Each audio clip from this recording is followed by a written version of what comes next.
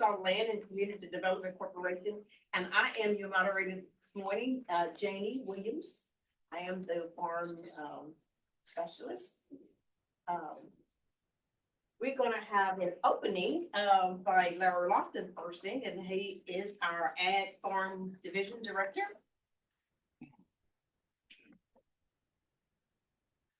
Good morning.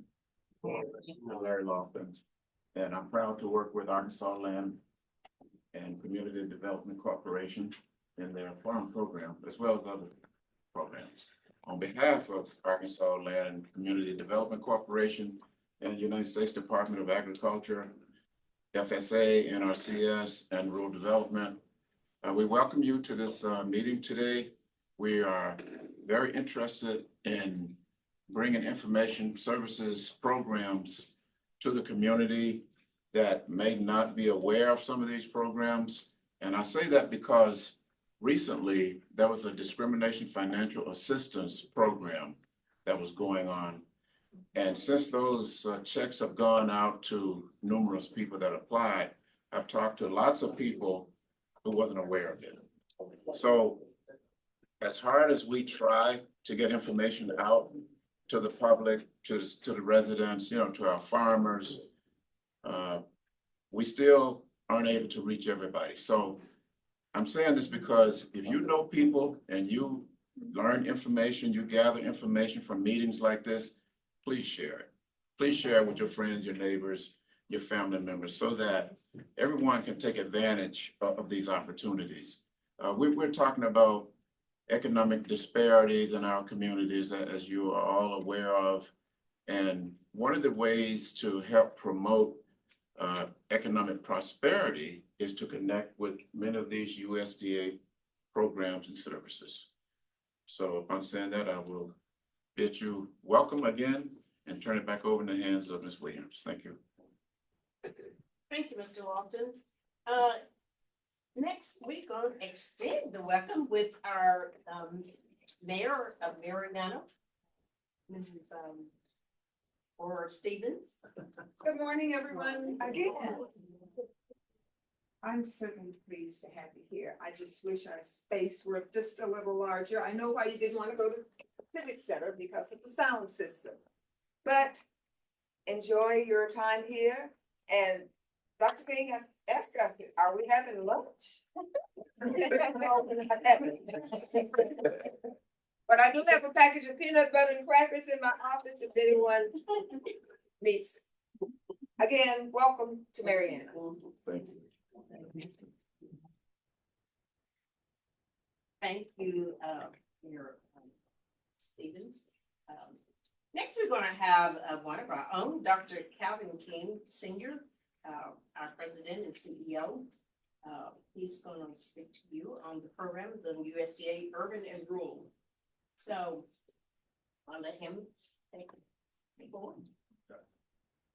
Well, first of all, let me say good morning to everyone and express my appreciation to the mayor, Mayor Stevenson, for hosting this particular event for us. As Mr. Lofton gave reference to our Farm Program Division Director, and he's Vice President for Arkansas Land and Farm Development Corporation. This meeting is all about what we call outreach and providing information as it relates to resource opportunities to you as individuals. And there's a broad spectrum of areas that we'll cover today as it relates to both USDA. But let me say this first of all, the greatest resource in this room today is you. You as individuals are the greatest resources as it relates to dealing with prosperity and opportunities. We have a conference that's coming up. That'll be October the 25th. It's going to be held at the Brinkley Convention Center. And we'll have a host of individuals that will be present there, some from Washington, D.C., others from the state level, that directly connects back to the local offices and those individuals who are present here today that'll be talking about the resources that's available by way of USDA. But today, again, I want you to recognize yourself as a resource. So those who are not here today, and you are being a resource and saying outreach. I mean, the outreach does not stop here, that the outreach continues. The information that you received today, if there's a need for additional clarity on that, then contact our office after the fact. The information you received today, then hopefully you will carry it on to others, that you have an understanding that this may possibly be available, or it is available to you as an individual or to those others. It may be your neighbor, maybe your friend. It cannot even be your friend. But if the information is something that's going to be beneficial to an individual, or it adds to economic opportunity for the area, then it's beneficial for the overall community. And I know we all want to see prosperity within our local community. To that extent that prosperity exists, then our entire communities are more positively affected. Now, as you know, in our area, I grew up in Lee County. I've lived here all my life. And except for the time that I was away in school, and I returned after that. You know, I farmed for a period of 20 years or more than 20 years. And Brother Hansberry, you know, feel like we've been farming all our life. So we go about chopping cotton and picking cotton and picking peas and cucumbers and squash and all of that, basically everything that you can consume within the context of the household. We raised it on our farm. You know, they used to call it sustainable farming operation. And now sustainability as it relates to farming operation is back within the context when they talk about farming and when they talk about the sustainability aspects of farming or agriculture as a whole. And some of this we'll talk about today is really related back to that and resource opportunities and how people can access those particular resources. Let's start first in reference to Natural Resource Conservation Services. You're going to hear from them. You're going to hear from Farm Service Agency. We're also going to talk about rural development itself, and then solutions to address air poverty. You know, because there are resources that's available to you as individuals or others that may be experiencing situations with air poverty, and where you may have some heirs who want their interest out. And if they want their interest out, then USDA offer resources to buy their interest out. You can now get air property loans to buy the interest of other heirs out that may live in New York, California, or wherever. So, well, may not really be connected back to the land or to the farm. So, well, you know, this is the nephew or maybe a cousin or whichever. And say, well, we just want to sell our interest. But there are resources that allow you to take advantage of that, to do that by way of USDA. The other area we're going to get a record to talk about also drones in agriculture. Drones is becoming a more popular piece of equipment as it relates to agriculture. And I know a lot of us may possibly see the use of drones and see it from youth, youth playing with these little toys flying around over there. But that type of technology is being used in a lot of areas of business, agriculture being one, law enforcement use drones, fire department use drones. You see them flying certain times to get some sense of what type of destruction may have occurred, what type of potential hazardous situation that may exist when they're surveying the area. So we're going to cover a lot of ground today in a very short period of time. And let me say this, I am very fortunate today to be here speaking before you, along with two individuals who had an experience with me in their early lifetime. Yes. In the early lifetime. Now, if there's anything that they do wrong, don't blame me. Everything that they do good, and they can answer your question about, I'll take the credit, for that. So that means that, we did a good job. But, both of them, one with the Farm Service Agency and one with Natural Resources or Conservation Services. And one of them, since she was actually a youth, a little child, I was fortunate enough to have an experience of being exposed to her and her sister, her older sister. And I was always very impressed with them, with both of them. And of course, Mr. Hicks here also. He couldn't put up with me, so he said he was working for it. He just said, this is enough, I gotta go. But I'm I'm only joking about that, but they were very young people then, and I see them and they're grown up and well, they were grown then. No, this woman was not grown, she would like to think she was grown sometimes, but anyway, I'm always very proud to see young people that they have moved forward and they're doing things and making their contribution in life. The Natural Resource Conservation Services, they'll be talking about areas of opportunity that relate to the dollars that they have available. Now, how many of you have heard people really talk about USDA Natural Resource Conservation Services? See, really, okay. How many of you know where USDA Natural Resource Conservation Service is located? It's right across the street. Oh.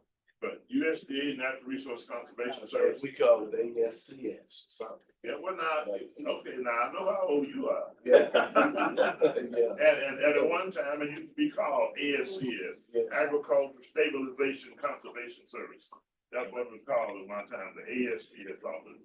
And of course, during the restructuring of USDA, certain name change, used to be called Farmers Home Administration, not ASCS, but that was the Farmers Home Administration. And Farmers Home Administration was restructured and they separated it. Well, they restructured in a lot of ways. And now they have USDA Rural Development and USDA Farm Service Agency.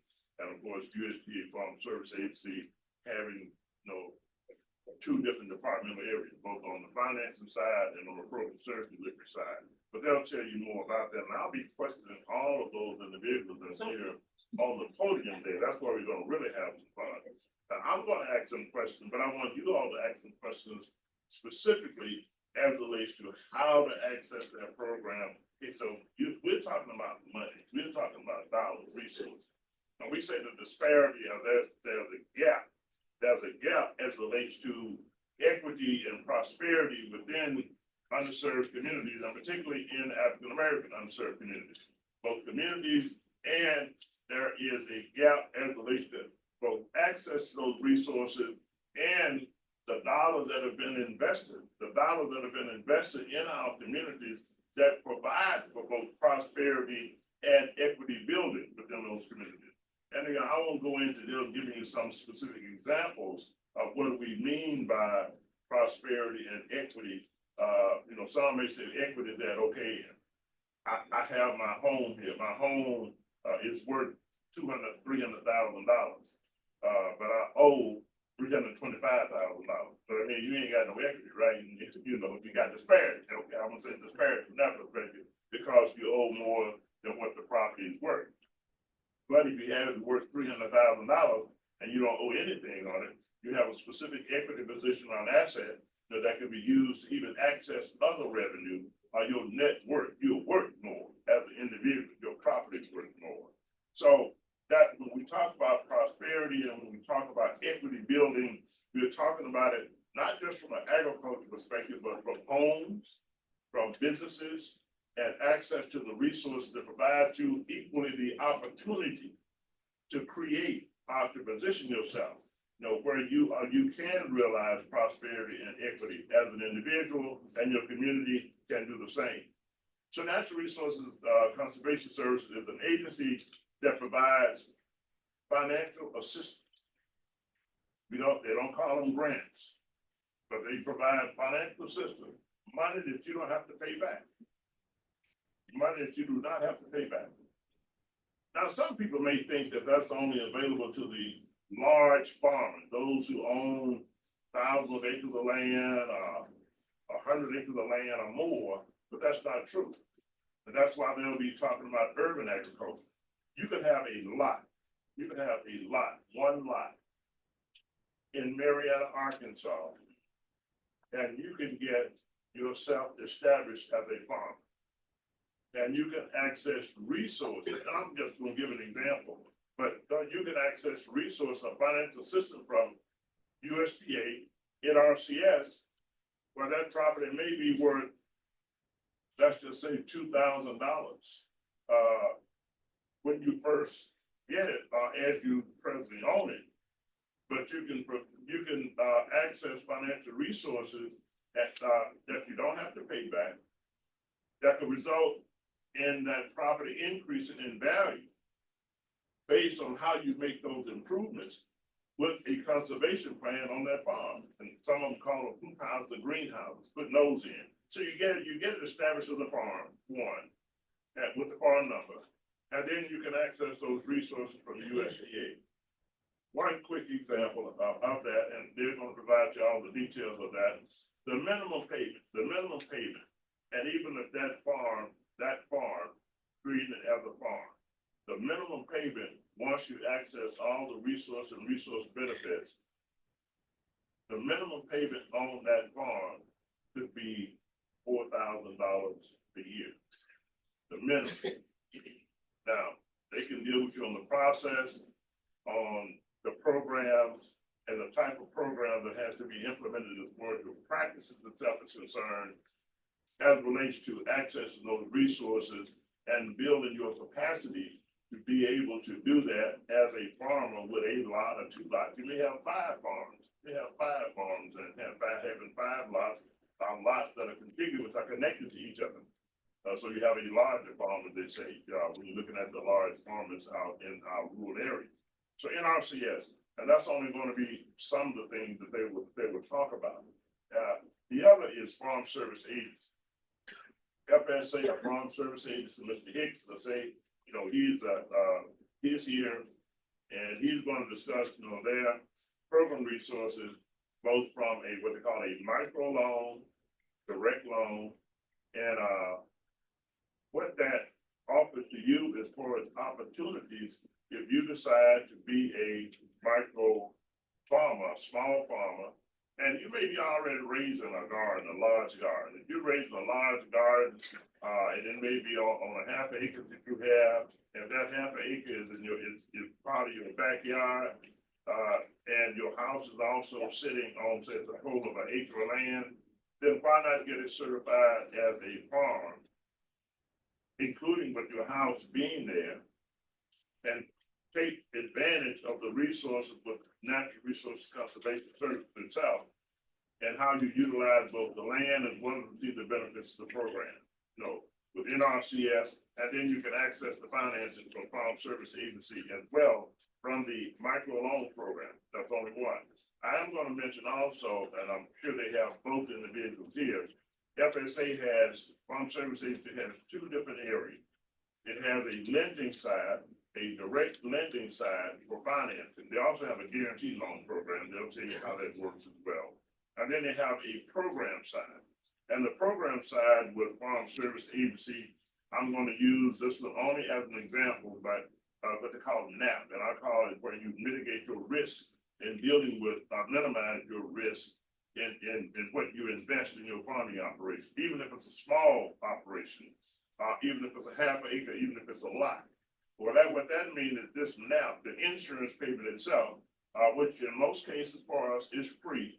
You sign up for it. If you have a disaster or have a loss, then you are able to benefit from the NAP program being paid for your losses, your investments that you put into that particular farming operation, no matter how small, micro farm, urban farm, a lot, half an acre, 100 acres, 40 acres, 10 acres, it doesn't matter. And when I say NAP, those are from the non-traditional type of crop, vegetable crop, normally in most cases. The same thing would apply, would apply also non-traditional, if you're going to be raising, I'm going to give this as an example because in the reason I thought it was a great idea. If you're going to say start raising grapes, muscadine grapes. Oh, you must be in the room. This must be Mr. Brown. How are you doing? Good to see you. Good to see you.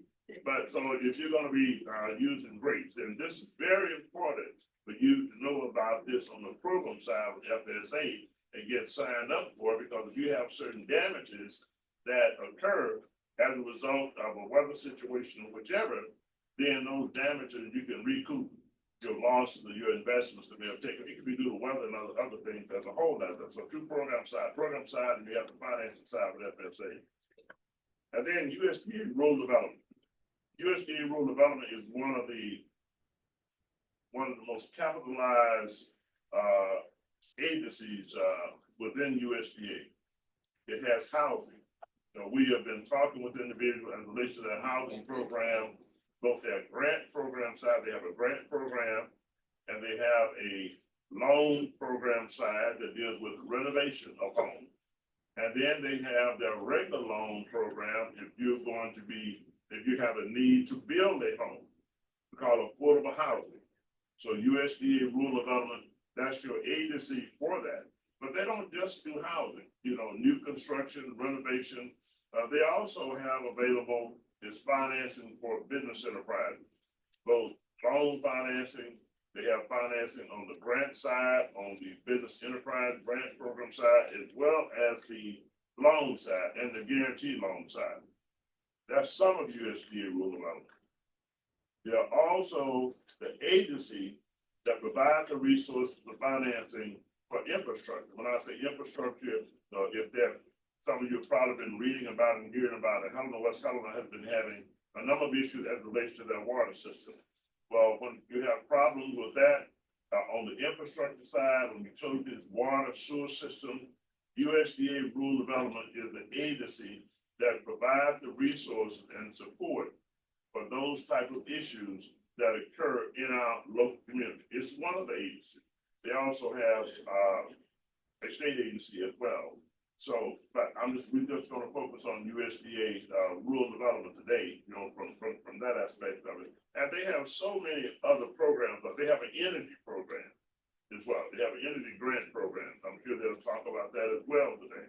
So they have the energy grant program. They'll deal with the detail. I'm not gonna go into detail. They'll talk about energy there. Somebody they're probably saying right now, I'm taking up all my time plus. Ms. Will, I'm really glad to see you here. Now, this is the NRCS person. I'm gonna point her out to y'all so y'all know who she is. She's the one that's in charge around here with Natural Resource Conservation. So when I'm talking about all this money and how you all get it. But I'm really glad to see you here, Mr. So I'm gonna stop at that as it relates to the agency itself and talk very briefly about the air property. You know, we call it undivided interest. Undivided interest, where individuals have inherit undivided interest in land assets after the parents have deceased. So the deceased individual leave assets behind and you have undivided interest in property and there's no will. There's actually no will. When you have a situation like that, normally in most cases, you can end up having challenges. That was an old law at one time that if that was air property and any individual, they could have, you know, a minimum interest in the air property. But if they petition the courts, to get their interest out of the property, then the property was automatically sold. And I saw a lot of that occur from a point in time. I'm talking about 44 years ago when I first got started in this type of work. A lot of times for individual families, you had individuals who were still living in the area. And one individual, is that Mr. Harris right there? Yes. Well, Yes, yes. Well, I'm glad I mentioned housing because we have a guru of housing with the rural development here now. So, and I mean the guru. You know, he's been across the board. He's been across the board with USDA. He's been Farmers Home Administration, and now he's rural development. So he know all of it. Every program I'm gonna talk about, he can talk about it. You know, from the days back coming forward. But air property, we have undivided interest in property. And I'm gonna tell you how a lot of this occurs. You know, I'm only gonna give breakfast to this because it's a factual situation. I've seen too many cases.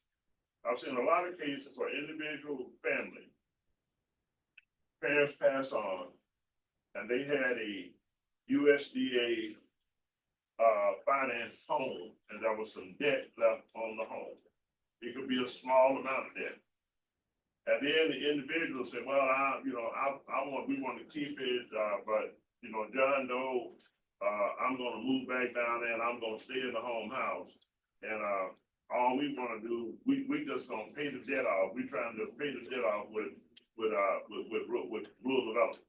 They may have gotten the debt when it was farmers home, but they just want to pay the debt off with rural development. And then once they call rural development, and then when they end up calling me, then they just mad as all I do. Just, I mean, literally upset. And I be knowing what kind of experience Mr. Harris have already had with him trying to explain, here's how it actually works. Well, the basis is that in most cases on affordable housing, those situations work that those are subsidized, that's subsidized financing with those houses. And so the individuals that want to move back from California, wherever, say they're gonna stay in the house and they want to pay the loan off, and say they only owe $5,000 on it, and so we're gonna send you $5,000 to pay the loan off. And Mr. Harris say, well, it doesn't quite work that way. It's gonna be $25,000. Whoa, how's it gonna be $25,000? And I got a statement here saying it's $5,000, and that's what I'm gonna pay, $5,000. He said, no. No, well, we gotta go through a process with that. Then the war is on. He's trying to explain it. They get upset, they call the other ads and everybody upset. Then I get 5 more phone calls behind that. Well, the point is behind that, they do have a program and a process for working through that. But in reality, if you are not eligible as an individual, you're not eligible in the context of income to stay in that house and then assume the debt. I mean, you have to meet the eligibility guideline income-wise and stay in the house, which is another requirement, and assume that debt. And you not just paying it off, you're just gonna pay it off if you don't meet the eligibility guideline.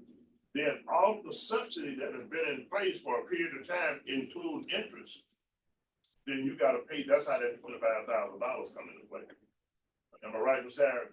Somewhat. Okay, so, but anyway, so, that occurs a lot of time when we are talking about air property situation, undivided interest and stuff.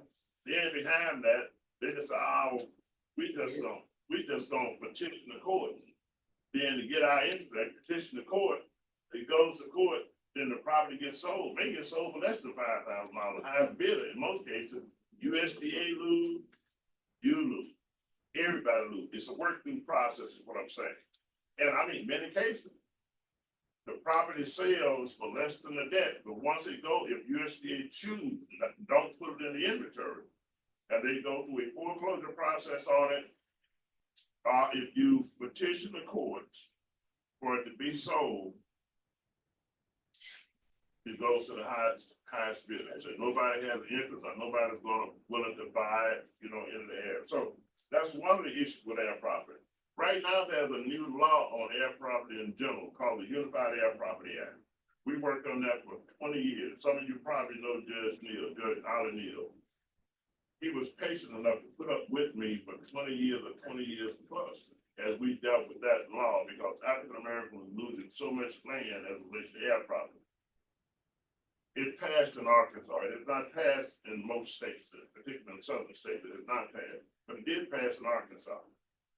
Now, I will say that Judge Neal and I myself was the one that was able to successfully get that passed. I guess we were just from the old school that just didn't have a touch. But his daughter, Karama Neal, came back, and this is a true story, y'all.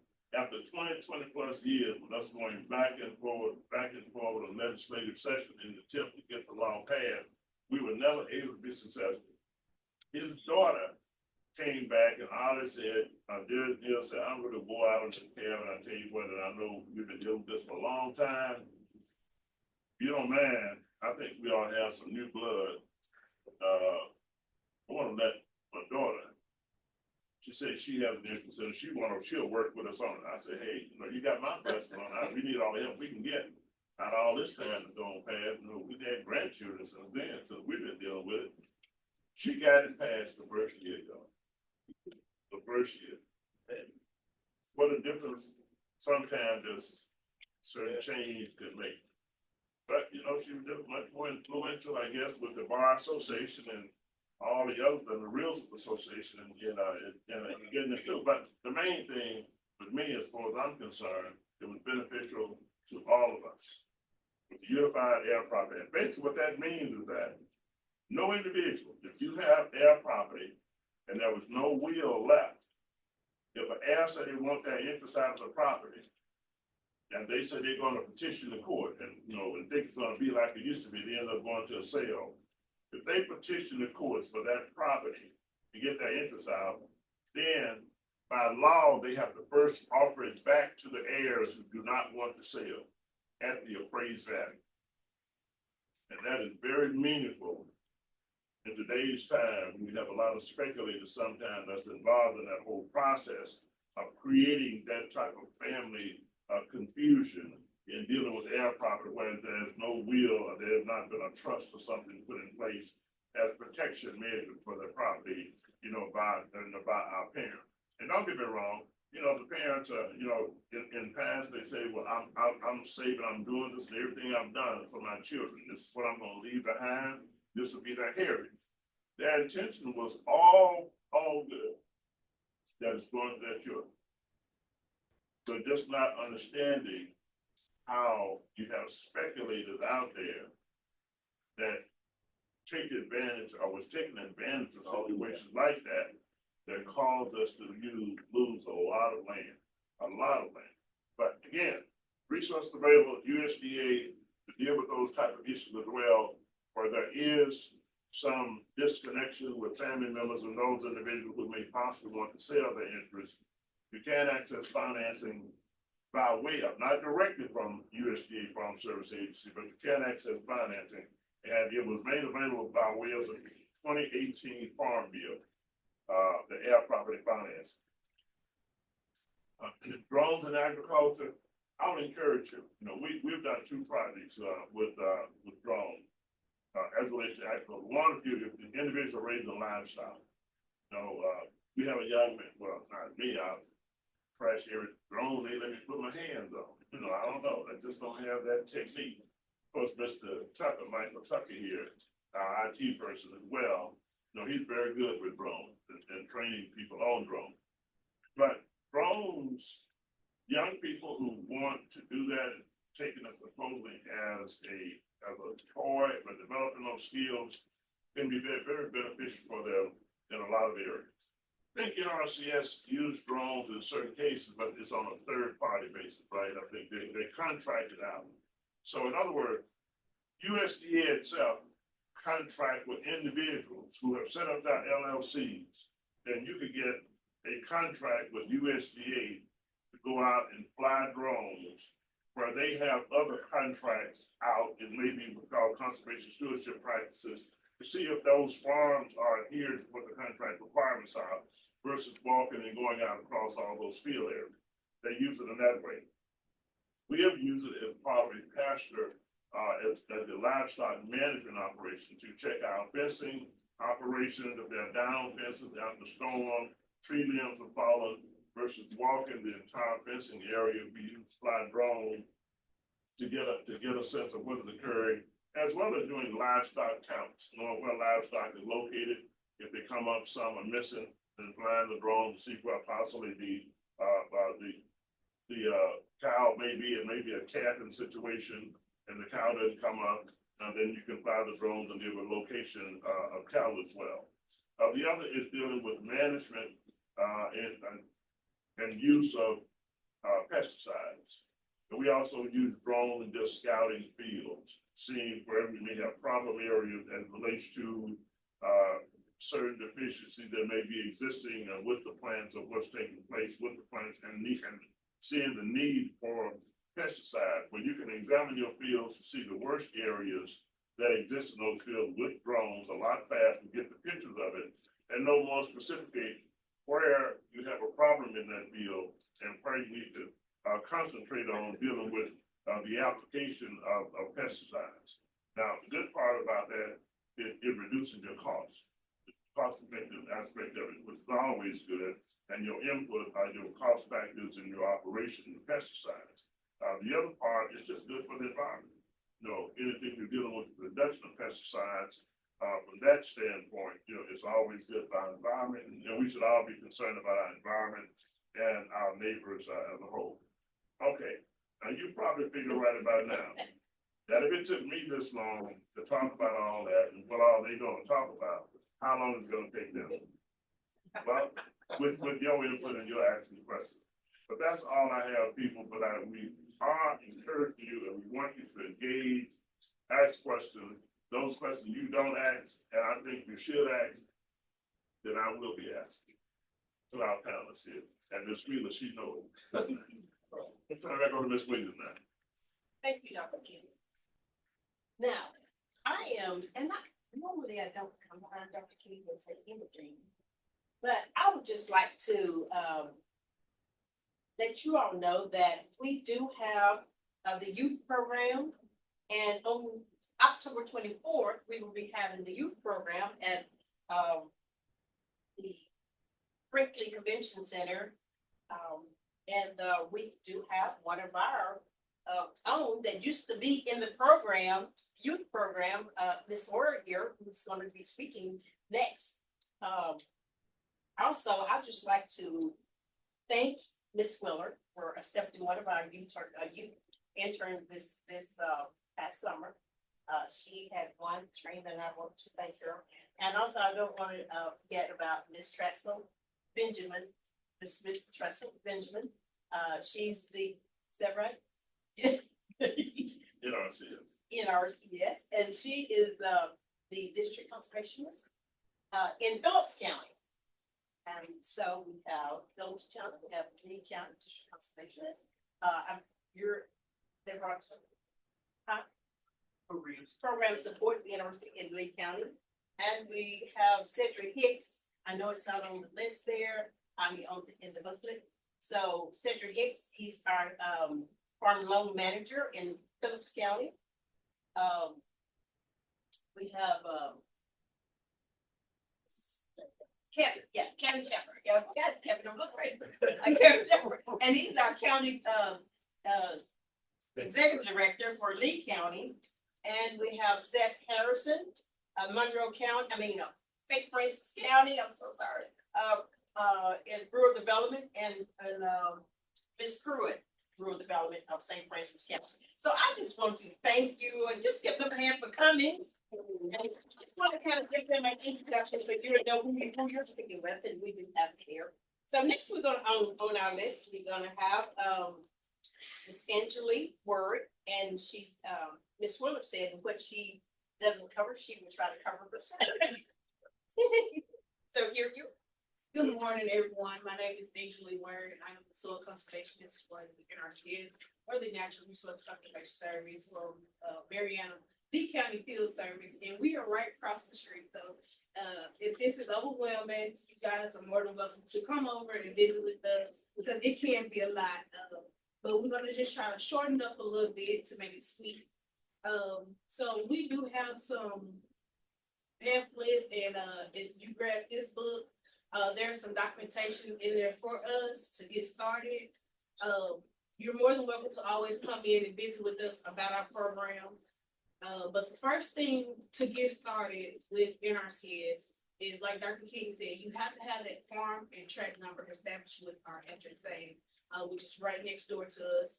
And normally, if you own the land, you just need that deed and some more documentation to go with that to get that established. If you are renting from it, you just need a lease agreement to send over to them to identify that land. So once you get everything established with them, we have a packet put together. We need highly erodible land or wetland. We don't want to disturb those. So that form is in here. And we kind of go a lot with acronyms or numbers, but on the top of each form, there's always that number up there for my beginner farmers or newly participant. We try to, stay away from the acronyms. And then with our AGI, which is our adjustable growth income, this is also another FSA form. Basically, just asking you, do you make more or less than $900,000? Just check either one, and both of these forms go back to FSA. Now, with us, if you are interested in doing anything in our program, and it's an individual or an entity, make sure you have your power of attorney form, because if your cousin or your sister come in and try to ask information about your application, we are not allowed to give it to them. But if they have this on file, we can go and say, okay, your cousin is good with this. This is a power of attorney. So no matter what, we can make that and then notarize. So if you have anyone that is interested in going in the LLC or just, you know, if it's an individual and you want your cousin, sister, whoever family member, in the knowing, then you can fill this out and, of course, we'll verify that they can get information on your, contract application or things of that nature. Or if they come in with you, of course, we can discuss it with you. If you want them to listen, that's fine as well. So after you have visited with FSA and you got everything squared away, so now we come with our application. So our application has become simpler and, they want to make sure that if it is an individual, you put your name throughout the whole application. If it's an LLC, you're gonna make sure you put your LLC by you and you're gonna just replicate that through the whole application. With our individual, we need the 4 lines of your social security. If you are if you are a profit or LLC, it's just your tax ID number. So if you see on number 2, if you look on number 2, it shows you all our programs. And our main ones are our EQUIP, which is our environmental incentive, quality incentive program. And with that program is, you have to have the irrigation. If you're dealing with anything with irrigation, land leveling, anything with irrigation, you have to have that 2 years out of the 5 irrigation. So from FSA, once again, in 578, it will show us that we have been watering from some type of well, or we got a garden, or some type of water that's been on that. And for the EQUIP, we cover from your high tunnel or hoop house, from your, of course, our road croppers. If you're interested in, raised beds, low tunnels of that nature. It's just the irrigation. If you don't have that irrigation on your land, that's what's gonna get you the irrigation practices. And then if we go to our CSP, which is our conservation stewardship program, it's like a upgrade from our EQUIP program. So we're doing enhancements. So we're gonna try to make that cover crop better. We're gonna try to make that nutrient management better. We're gonna go a step above what we was doing. So we won't have to keep putting, chemicals or things out in nature. We just watching our system, watching our documentation. If they say, hey, we're low on potassium or calcium or things like that, what can we do to provide that with that next step to make it, greater? So CSP is just basically what you've already done, just the upgrade and a step above that threshold. Now we do have RCPP, which is our Regional Conservation Partnership Program. And Mr. Lavelle put, and I'm sure anybody is familiar with that, but that's another one of our programs that is covered with Lee, Phillips, and St. Francis County and Monroe County. Now you don't have to have irrigation history with that. So if you want a well and you're a vegetable grower, you don't have to provide that 2 out of 5 years for that 578 from NRC for FSA. So that's a good thing with that. If you're looking at the land leveling or irrigation pipeline, you can, qualify for that without having that 2 out of 5 years of irrigation. And then we also have our urban ag. And I know since we started our urban ag, they always wonder, how can we define that? And like Dr. King said, we're backyard. Half acre, if you were interested in raised bed, low tunnel, or even a high tunnel, what we would do is, because we're conservationists, so we get out, we'll schedule a time with you all to meet in the field if you're available. And then we say, hey, okay, we want to make sure that this is what you want, because I'm trying to make sure we're helping you all help the land. That's our first thing. And then by that, we'll make sure that, okay, you understand your practices, what the resource concerns are. But that's another thing, after we get back to the field, out the field into the office, we go through the questions that we talk with you over, and then those resource concerns that you're gonna meet is gonna give us a ranking score. And from that ranking score, it goes to our area office, our state office, and that's how they determine. We try to not make any commitment that you will get it, because we are up a lot of against, Phillips, Lee, Monroe, St. Francis. So we are up against certain areas, and then our equivalent CSP, you up against all the state of Arkansas. So, we never want to say that you will get this because it's a guarantee that you would not. But don't look at it as a downfall. It's just something we're gonna go back and we're gonna say, what could I do better to make sure my ranking score is higher? And some people get in the first time, some people take a long time, but it is worth it because you want to make sure you are providing that resource concern that we're trying to meet with our areas. And it's just and then of course the application is and then we also have on the back that goes along with our program. You have your limited resources, whether you're a beginner farmer, if you're a socially disadvantaged, and you're a veteran. So with these different slots right here, this is called an HU. So if you fall up under any of these categories with EQUIP or CSP, you are able to get an advance payment. But RCPP does not allow that, but it is like you got to look at the pros and the cons, and you got to say, okay, for RCPP, I'm gonna have to come out of pocket and scan it. But once you get all your documentation done and you ship it into your field office, then that's when the process of the payment will start. Versus EQUIP or a CSP, if you are that social disadvantage, then you fall up under that advance payment. They'll break it down with that 2 payments. So you'll get some up front, and then once you finish that remaining practice, you get the remaining after you completed that practice.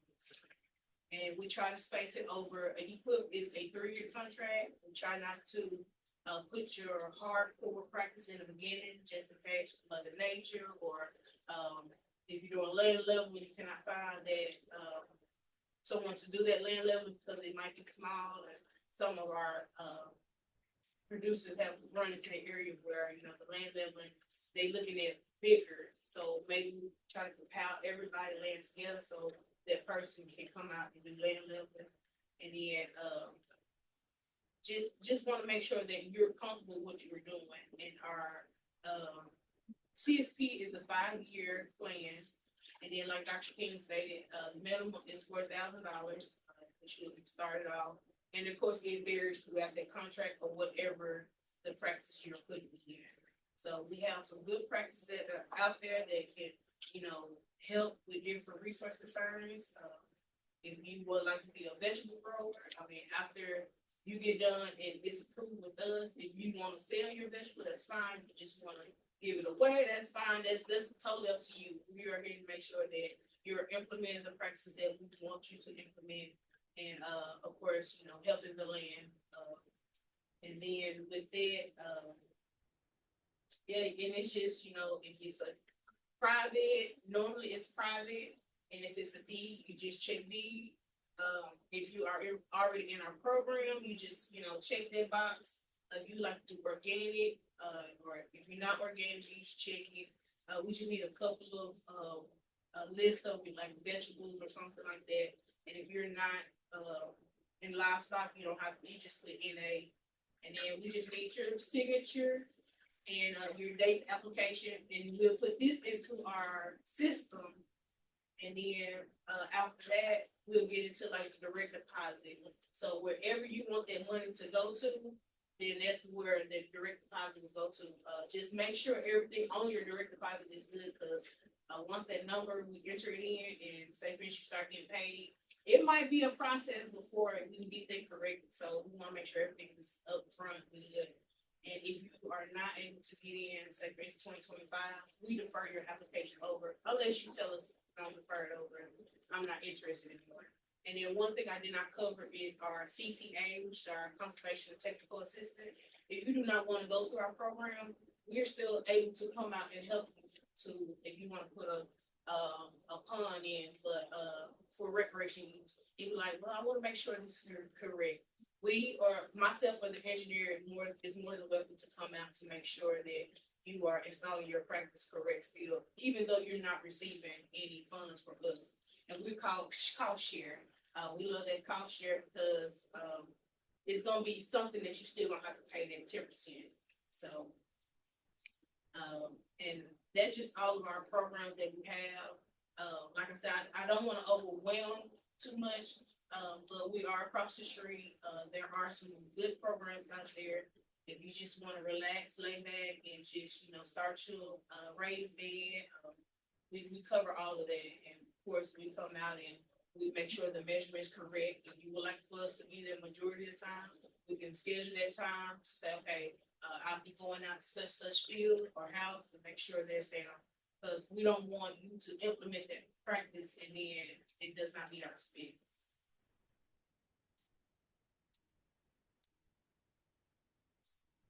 Any questions?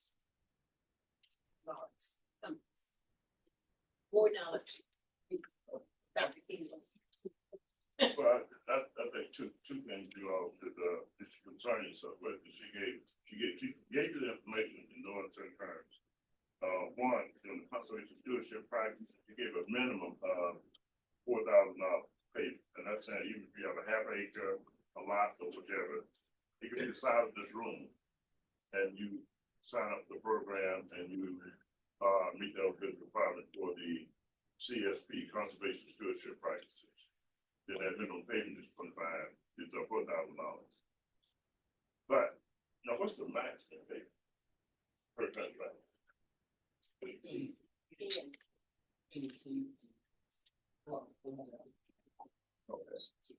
So the maximum, that's what people know that, because see, first of all, you just say, well, you can get $4,000, okay, that's all I can get. But they may be farming 40 acres, 50 acres, whatever, but it's a factor that you look at. Particularly if you're gonna be becoming a beginner farm, a small beginner farm, it's gonna be 100 acres, 200 acres. The maximum payment on a conservation stewardship CSP contract is $450,000. Let me correct myself. It's $250,000 It's 200,000 for the individual, for individual. and then it goes up from there. Now, the general partnerships, you have 7 people in that general partnership, That's and each one of them can get 450,000, but they can only get 450,000 per year. Per year. That's not bad. Not bad at all. That's so not bad. Per individual, $250,000. LLCs and things with partnerships, $450,000. I'm not only saying this for people to be aware of it and how you can take advantage of the program and the resources, but I say it also because individuals should know if you own land and you're renting land out. If you're renting land out, or you're in an air property situation, whichever, if you have a vested interest in land and real estate and how that property being utilized, then you should know what contracts exist on that land for a number of reasons.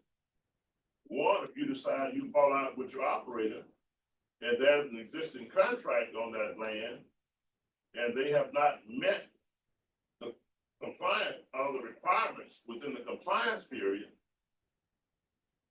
then, you could have an issue. And then another operator comes in. If I'm gonna rent my land to another operator versus to the existing operator, LLC, whichever, and there's a $250,000 contract on that property with CSP, conservation stewardship practices, and they've only utilized $50,000, received only $50,000 in those payments, then I mean the next operator can assume. If the contract holder agrees to let that. To release it over. Yes, they can resume. Then the new operator can sign up for it. So. They can complete that contract, Right. but they both have to agree to it. Both the present operator and the one who takes it over as the new operator. Yeah. Okay, Otherwise, so- they're terminated. Right. So clearly understand this. If an individual operator farming your land, he has a CSP contract, $250,000, he's expensed out $50,000, that $200,000 continues. Then if you rent to another individual, only if he agrees to let that individual have that contract, can that operator take over that contract, or they have to sign up and start over, all over again as far as practice. And you weigh that, which one is in the best interest. The other thing is that individuals should be concerned about this as it relates to operations of farms. You know, they're just bringing the form back and they just want you to sign the form. Well, what does this form mean? What are you signing up for? But they don't tell you that. Or you may need to look at your contract and how you execute your contract with your operator.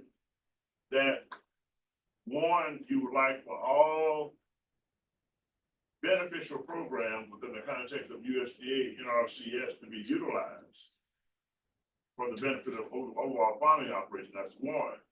And then two, that any such contracts that are executed, any balance that is remaining on that contract has to remain with, and I don't know if you all will have to remain with that, I'll go to the next operator. Do you all honor such contract? I don't think we can do that, but if both parties agree to sign that contract over to the new participant, then we can do a land transfer. But if the person that had the contract, but I don't want them to have my money, I signed it, I did all that paperwork. We'll have to terminate the contract because we can't. Trust me, I have seen it where an individual, retired, he had a lot of contracts for his illness, he had to retire. He operated a lot of land, African American. His wife had no idea how many contracts existed on those farm numbers and those long-term leases he had on that. And I thought the first thing we do is find out what type of contracts exist on those farming operations, the first part.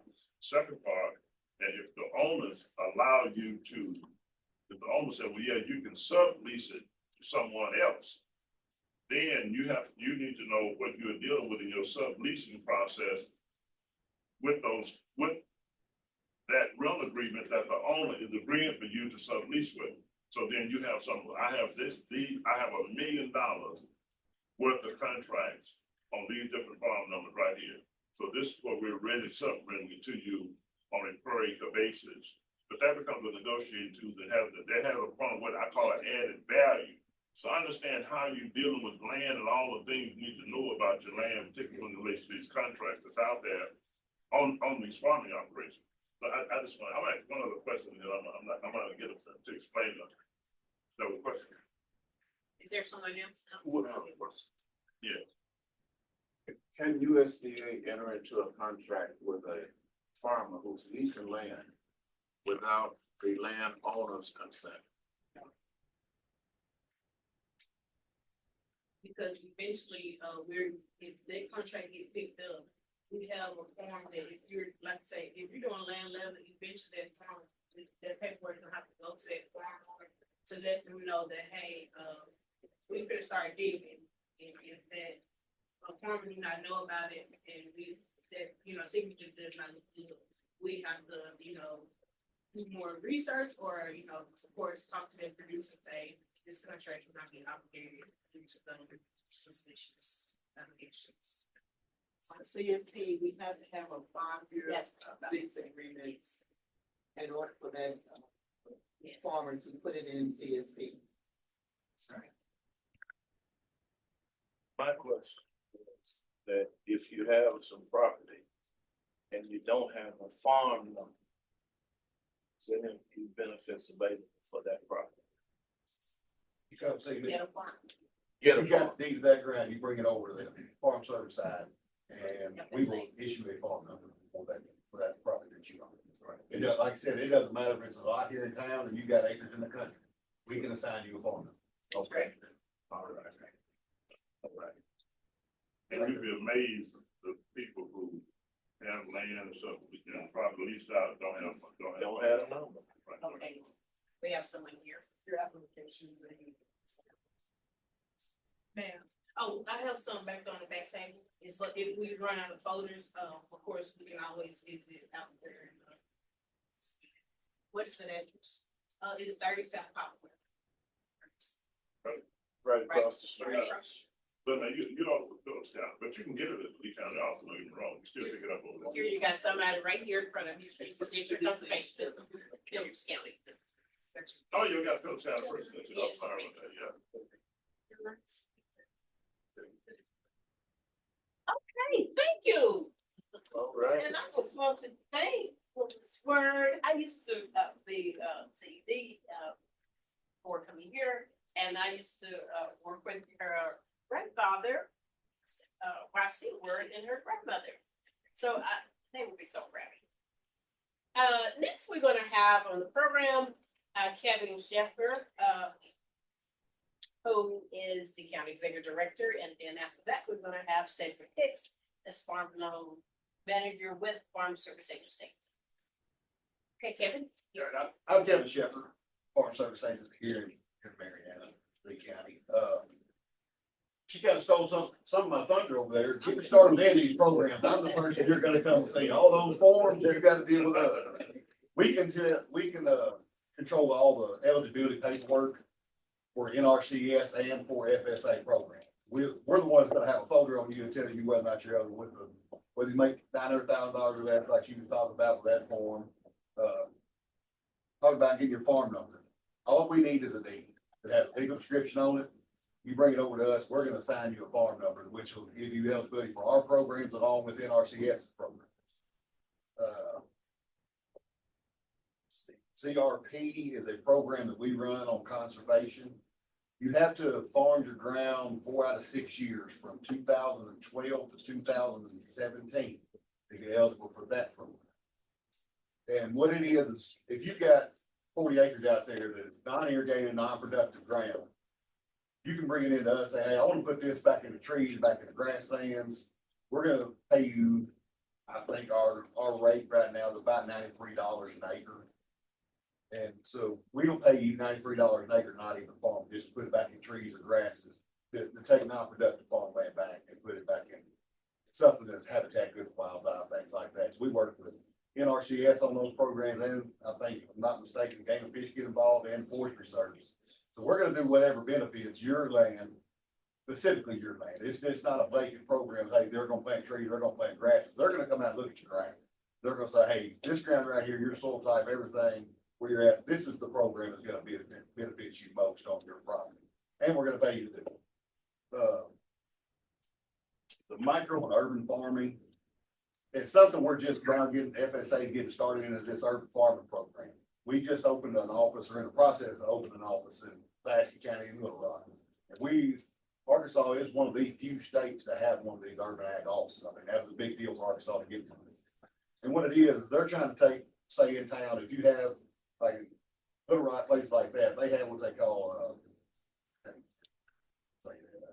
it's a drought area where you can't have access. You might have to go 10 miles to get fresh vegetables. They're trying to get the community, incentivize the community. Yeah, food debt, that's what, yes. And they're trying to give some incentive for the community to start farming inside that area with the hoop tones that NRCS can offer, and with programs like, and we insure, if you're growing vegetables, I can give you an insurance policy on that. But it's just trying to take out that food desert and give you an option on where you can actually get vegetables. And you can also supply for yourself with things. You don't have to sell them. Like I said, it can be for your community. It can be you and a couple of your neighbors get together and y'all get in these programs. You're just growing these vegetables for your neighbors and your friends and family around you. The other programs. Yeah. I'll get back on the NAP program he was referring to, which is an insurance program. We cover fruits and vegetables on a 50-55. We guarantee you 50% of your production. 55% of the cost is a county average cost. So you got an acre garden out there and you're growing squash, whatever. Like when these hurricanes blow through, like we're seeing right now, flood you out and kill your crop. We're gonna come in and pay for that. Hey, even if it just affects your yield, we're gonna guarantee you a yield so that you pick so much, we're gonna guarantee that price on that and how much quantity you get out of your garden. That sounds expensive. Do what? That sounds expensive. The insurance program Yeah. is free. What? We guarantee, Oh, if you're an underserved producer, which we have a form that you come in certified, it's an 860, if I'm not mistaken. You come in and fill out this form, and if you qualify as being an underserved farmer, we're gonna give you the basic 50-55 policy at no cost. That, now, we have an opportunity for you to buy that coverage up to a 6100% cover. But that's all on you, whether or not you wanna pay money to go any higher than that, but the 50-55 policy is guaranteed free. basics. Yes, yeah. We just call it a cat policy, but basically it's catastrophic event has to happen. I mean, you could have tornado come through, hailstorm, excessive rainfall, anything Mother Nature's gonna do to harm your crop is basically what that policy is gonna cover. What about if it gets sprayed by farmers and you? That's where you're gonna contact the plant board. We don't cover it, so if they have insurance, if somebody sprays your garden and kills it, that goes through the plant board, because whoever sprayed that is supposed to be covered in insurance. Right. To cover your crops, that is not a natural disaster, that's a man-made disaster, and that, they're responsible. But it does happen a lot. No, it happens a lot, I promise you. We always just send it to the plant board, but I. Yes, said no, that- free, I wasn't sure. That is 100% a plant board issue right there. That's what we said. Because you're supposed to, if you're a license applicator, you're supposed to notify farmers. If they have a garden anywhere around where you're spraying, you're supposed to notify them and give them a chance to cover it up. Or you're supposed to watch the wind and say, hey, I can't spray that because they got a 3-acre garden out there of produce. If I spray the north wind, they're on south end, they're gonna hit it. So I mean, they're, But now, in addition to that, the producer can notify the farmer in advance, let them know that they're producing these types of products. yes, yeah, I mean, you kind of need to work hand in hand with, if you're growing a vegetable farm next to conventional row crop farmer, you kind of need to be working hand in hand. Yeah. You gotta know, you can't plant, if you try to plant a bunch of tomatoes right on the side of a rice field, you're probably gonna get your tomatoes killed. Because they're gonna spray acid on rice, and rice is gonna kill your tomatoes, acid is gonna kill your tomatoes. I mean, I live in town and I can't grow tomatoes, because there's rice around the edges of it, 2 miles from it, it's still gonna hit my tomatoes. We have any more questions on what I've covered? Anything else you think, anything that I need to hit on? When you reference the CRP, Conservation Reserve, the $93 an acre, what's the time period of those contracts? 15? Okay, it's a 10 or 15-year contract, depending on the program you get in. Yeah, so the rate's going at $93 an acre now, so if they sign up this year, then they end for 10 to 15 years. Yes, you're gonna sign up for either a 10 or 15-year contract. We have a continuous sign up, which is year round, and we have a general sign up, which they'll announce certain programs. We're gonna give you a date, you gotta come in between, say, May and 1st of August. I mean, I can't see what the date is, we don't have it right now, but they're gonna sign a date for the general sign up and tell you what practices that you're gonna sign up for. But continuous program is a year long, you come in anytime and sign up for that program. And I'm giving reference to that because again, you could be have properties on interest in land, whichever, and you and your family may decide, hey, we only getting $50 an acre or $60 an acre. I can sign up, put in this program, get $93 an acre. So why am I renting for $60 or $70 an acre? So those are options from the family perspective. That's one. And even if that, you have to administrate for that. Another question on that, but he gave reference to he works hand in hand with Natural Resource Conservation Services, either dealing with grasses or putting it back in trees. Of course, I normally don't recommend individuals put it in trees, but the grass has to be perennial, right? Okay, so perennial grass is going in, and you have specific requirements. Now, it costs to put that in.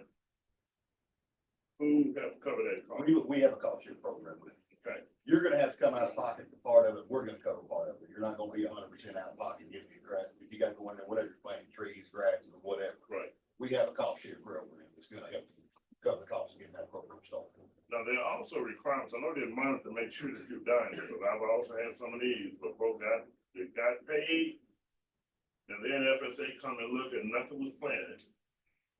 And boy, I tell you what, some of the strangest cases.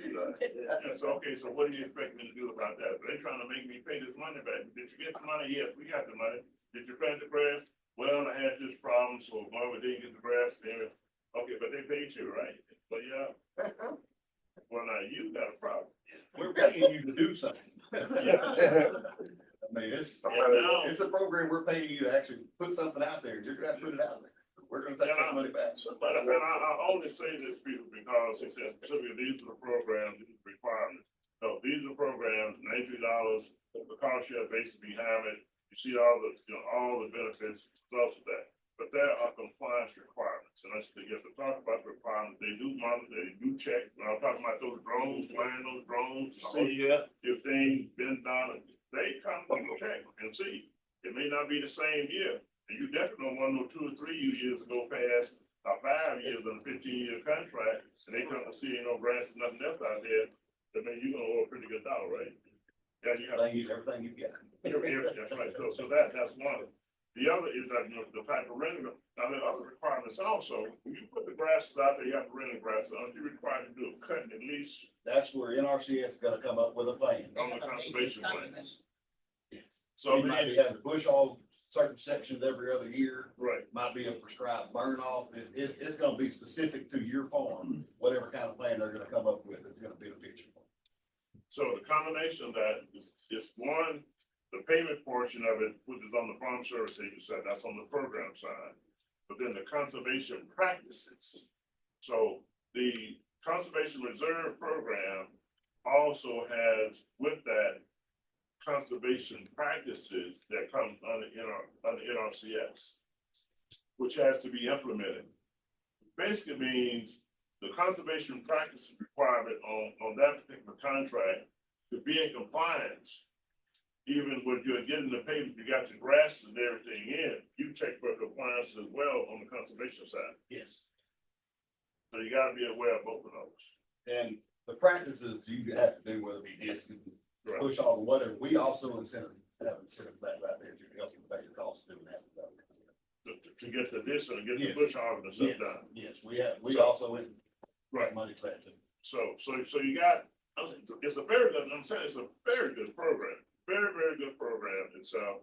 And particularly where you have land that is not, have high production, while the market price is up. But now sometimes they don't be paying no $93 an acre. Because really varies, depending on. It's the county land. to county, like our county is not the same as Phillips. That's County. Right. Each county's different, so around rates. But my point is, understand the resource benefits, but understand also the compliance of what the requirements are, what your requirements are when you take advantage of those. I think it's an excellent program. But you get the payment, you get everything in, you get your grass in, you you need to execute the conservation plan, otherwise it will go up with voluntary trees and everything else.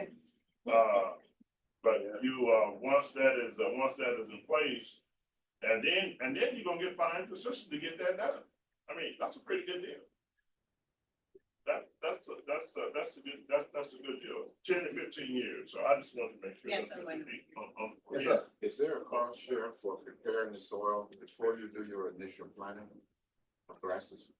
Everything you do, what you're gonna do is you're gonna do whatever it takes to get that crop in there, whether it be trees or the grasses. You're gonna bring us the receipts to show what you had to pay to do it, and that's when we're gonna issue the money. If we have to see that you actually spent the money, did what you were supposed to do before, we're gonna throw our money back out there. So if you hired if you hired somebody to come in and get the land, this level planted, they bring back to you what that was, what the payment was, and you. All right. You do it yourself. If you do it yourself, you still gotta figure out what it costs you. Yeah. Because you're still out of pocket for fuel. Yeah. Your labor, we're gonna look at that too. We're still gonna, if you do it yourself, we're still gonna cover some of that cost. I just wanted to know that. Yes. Is there any questions on the line? Is there anyone else who'd like to ask any questions? All right, Farm Loan Manager. Okay, I'm gonna, excuse me, well, thank y'all for coming out. My name is Cedric Nix. I'm the farm loan manager here in Lee County and Phillips County. I cover multi-counties. I'm gonna talk with y'all a little bit about the direct loan program and the guaranteed loan program. This program was designed to help farmers and ranchers obtain commercial credit. Our mission here was to provide temporary credit to borrowers, farmers and ranchers to outstanding operation. First, we're gonna go by direct loans. Our direct loans, we have direct farm ownership loans, which is the maximum amount is $600,000. At this date, time, our interest rates are 5.375%. That's up to a 40-year term. If you use that loan right there to purchase farm real estate, construct buildings and other capital improvements, soil and water conservation. We're also, with that farm ownership loan, we'll pay closing costs. Another direct loan is our direct farm ownership loan participation loan, where it's up to $600,000. We can also do that. We'll do that participation loan with a commercial lender, or we'll give that commercial lender the first lien holder's position on that actual loan, but they pay 50% of the loan costs and we pay 50%. We also have a direct micro farm ownership loan, which is up to $50,000. That loan goes up to a term of 25 years. You can use that to purchase farm real estate, construction, building on real estate that you already own. We have the direct farm ownership down payment loan, which is, you'll do 5% of the down of the actual total cost of the loan. And the interest rate on it is 1.58% at this time. We also have our direct operating loan, which is up to $400,000. At this time, that direct operating loan, it can go from 1 to 7 years. With the direct operating loan is for actual input costs, or you can do purchase equipment with that. The operating loan for 1 year annual operating loan, that loan will be due back within 1 year's time. But if you want to use it to purchase equipment and stuff like that, you can get up to 7 years, a 7-year term on that. At this time, we don't have a farm bill, so we're still taking applications, but we don't have the funds to distribute those loans yet. We also, like I say, it's a lot of information. We have these fact sheets in the back. I'm gonna go over our guaranteed loan program, which is also those loans are used through the actual commercial lender. For the commercial lender actually provide the financing, and we'll give the actual commercial lender up to 95% guarantee if there's a loss on that loan.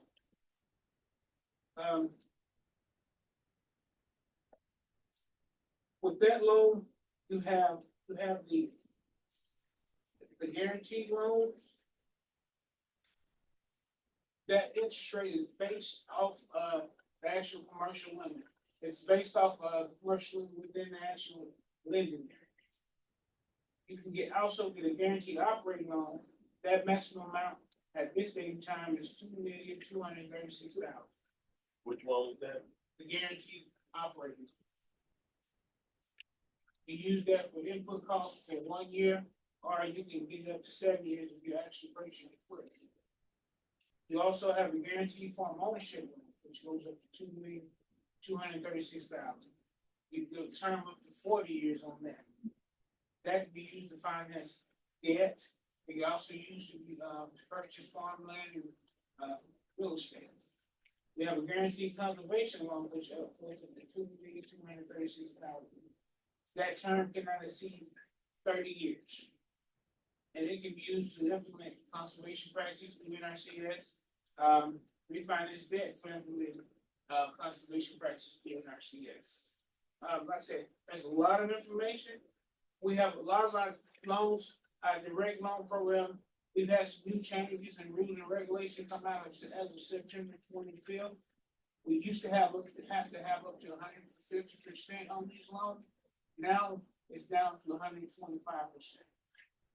We have a new program out with these direct loans, direct operating loans, term loans, or actually term loans, where normally we have equal payments. Now we have a program where we can put it in there where you can decide, you have the choice where you can pay interest on it, or you can pay 7 years of equal payments. You may have your first 2 years may be interest only, the remaining years, maybe just you pay interest plus, term. So like I say, we have new programs out. Everybody's situation is gonna be different. You have that choice, how you make your actual loan payments. We will give you the new terms allow, we'll start out with the FO loans. We'll start out at 40 years and go down. See which ones are gonna benefit you. Like I said, we have applications in the back. And with our new application process, we do assist customers in completing that application. If you have questions about that application, once you pick one up, you need help complete, come to your local FSA office and we'll help you complete the application page by page. Our application has been downsized from previous history. It's a lot simpler. It's straight to the point. And like I say, we have them in the back. We have packets in the back on these programs. I know you all got getting a lot of information now. Once you look at these packets that we left in the back, if you have questions, you can contact me at your local FSA office at 870-295-5211 extension 2, or you can contact me at the Helena office at 870-753-3015. Anyone have, I know, like I said, I know I went through a lot of information, we've gotten a lot of information out today. If y'all have questions, you're more than welcome to ask. Explain. No, okay. So if I'm a producer, I started farming a year and a half, and I have about half an acre of land. I do sell my produce at various farmers markets wherever I can find it. What do I need to show you so that when I go in to apply for a loan, I can get one? Well, we get that question all the time. So what I try to tell producers, when you're selling your produce at the local farmers market, keep records. File it on your tax return. We'll have some type of history to show where you've actually sold this produce, how we can show your actual income from this produce for you. So have that on your tax return. Have some type of accounting or booking record where we can go back and look at, okay, well, Mr. Brown did sell $3,000 worth of tomatoes. He did sell $2,000 worth of purple whole peas. So establish that history so when you come in and have that application, we can see where you actually sold this produce. We have some actual history to base our actual income on. Now, I'm just starting. All of this is new to me. What resources are out there for me to go ahead and be able to file my taxes appropriately so that it's reflected? That we have people like Dr. King, Arkansas Community Development Corporation that actually can show you who to go to help you get that tax. Yeah, that's right. That's the issue that we run into on a daily basis. We have people come here, like with the hoop houses, that don't understand. You have to have some type of information to bring into us so we can establish a history. Have some type of market where you show that you've been selling these produce. You know, have somebody, okay, well, I want to grow a half an acre of okra. Where can I say I've been selling this over at the local produce, the local farmer market? Here's why I got this on my tax return showing that I've sold this produce. So say, to get a micro loan, Yeah. what information do you, or the head of farm that has a record? We need that actually dairy farmer to know what he or she actually wants to produce. So you have to plan. It has to have a plan. You know, we have a lot of people come here and say, well, I want to raise tomatoes. And okay, how many tomatoes? What type of tomatoes? Where are you going to sell these tomatoes? You know, that's where we as USDA and Dr. King and RCS, we have to collaborate together to sit down to explain to these new producers what they need to do, how they need to present this plan, how to come up with these plans, where they're going to find this information at, what it's going to cost to raise this half acres of tomatoes, what input costs what you're going to need to put into this actual production. So two things. on the business plan, do I need to forecast what I'm expected to make? If I do get it, or what else, what other information is needed? Well, these are all projections. When you come into my office, everything is projection. You're not guaranteed to make this. We have information that we base our actual production off of. We go to the University of Arkansas Education Service. We go to different University of Pine Bluff and our KPP. We use their actual numbers to come up and create these plans. To create come up with production costs, input costs. What are we expected to make off this actual picture? We use their actual yields if you don't have them. So the second part of my question is, if I'm brand spanking new and I come to the ALCDC, can you all help me come up with this? Yes, we can. And that's what we do. As far as developing farm business plan. There's the existing statistical information that has to do with yields per acre, even if it's not an acre of land, and we can calculate what that production will be if it's even the size of this room, even off the hoop house. We can calculate what the projected yields would be on a particular crop, horticultural crop, vegetable crops, off of those smaller scale operations. And projected income, revenue, that's existing statistical information also. As a beginning farmer, FSA have their beginning farmers program. So as a beginning farmer, then they know already you ain't got no tax. You already know they ain't got no tax return if I'm coming in as a beginning farmer. And that's what the beginning farmers program is about, as far as financing.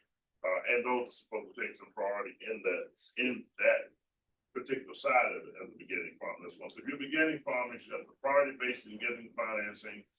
Be it if it's a regular operating loan, or if it's and I'm gonna come back to this one, they also have a micro loan. Y'all heard those $2.7 million on that, and that's $600,000. I wanna come back, if you know, those are all capital loans. Those are capital loans, buying land, equipment, and building. The operating loan, an operating loan for a regular direct loan is what, $400,000. It's $400,000. So if you're a regular farmer, you can farm 100 acres or 200 acres or whatever, the maximum you get for an operating loan with FSA on the direct loan side is $400,000. That $600,000 is a capital loan. There's also an eligibility requirement on the $600,000. You're gonna get a $600,000 loan for capital, and that's building, land acquisition and purchases. You must have had at least 3 years farming experience.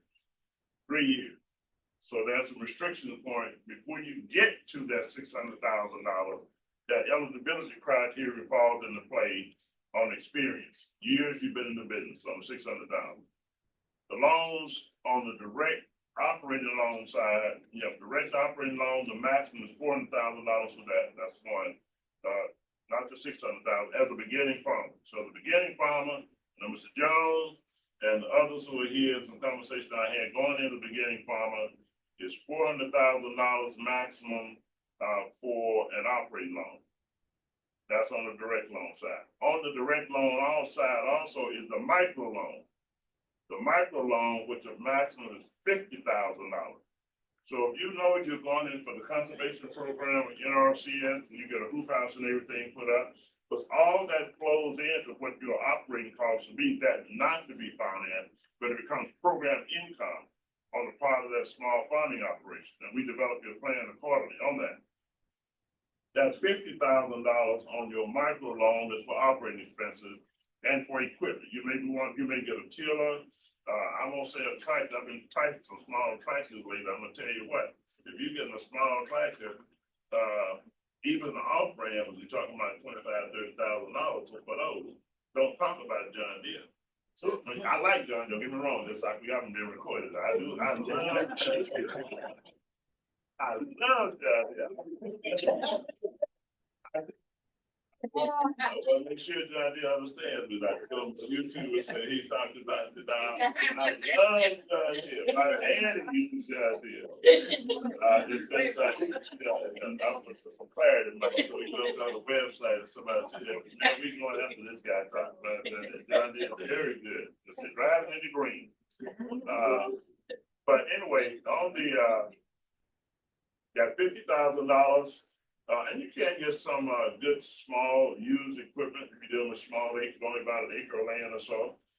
There's some equipment, we go through doing pricing out that you can get, another cabin out for $17,000 to $18,000, small tractor, not including the attachments and stuff that goes with that. And I'm not gonna call out any name, place, or location, you can get in trouble about that too, so I'm not even gonna talk about that. Just come see us, then we can talk about it, okay? Looking at what's most feasible within the context of the beginning farmer, one, type of equipment, and horsepower and stuff that goes with that equipment based on the size and type of operation that you're gonna go into as a beginning farmer. It may be a tiller, something the size of this room, but you want a tiller to deal with getting your soil and everything up to par, for mulching. If you're gonna deal with mulching the land and getting mulched, that is a practice, except, right? Yes, sir, but it's only on if you're big, like if you're putting a hot tub in, it's to cover that erosion, so you won't have water erosion. Okay, putting the mulching. Yes, sir. Okay, and I said that in using this type of equipment for mulching purposes, because some of these practices and use of that type of equipment is a part of the conservation stewardship practice where that minimum, I almost said $400,000 minimum payment is, and how you deal with these small scale operations. So type of equipment that you may possibly need and understand the type of practices that you would engage in that will allow you to benefit from the conservation stewardship practice from Natural Resource Conservation Service. So you got, then on the micro loan side, again, the $50,000, I'm talking about the small scale operation, not the $600,000 necessarily, and definitely not the 2.3 million. Participation loan, this is the question. You have $600,000 as a direct loan, and you can do participation loans where the $600,000 comes into play. This is for capital investment. Can that exceed, if you do $600,000 and your participation is one of the private banks, and they do $600,000, so that you can realize 1.2 million, and you subordinate your first position, lead position? Correct. Okay, so in that, when he said participation loan, it's basically saying he can give you a direct loan for $600,000 if you've been farming 3 years or more, and you have an opportunity to buy some land, and then they can go up to $600,000 as a direct loan, And they do encourage, and they will go with a participation loan. So if the property is going to be $1 million, and he's only going to do up to $600,000, then another $400,000 you go to the bank for. Then the bank can put the other $400,000 in, and they will take a second lien position as security, while the bank has the first lien position, which means they got more than 100% security position. So on the participation side, that puts you at $1 million then for land acquisition or purchasing, if you're trying to expand or buy property from family members or something of that nature. Sometimes, that does come up. So micro loan as a direct loan is $50,000.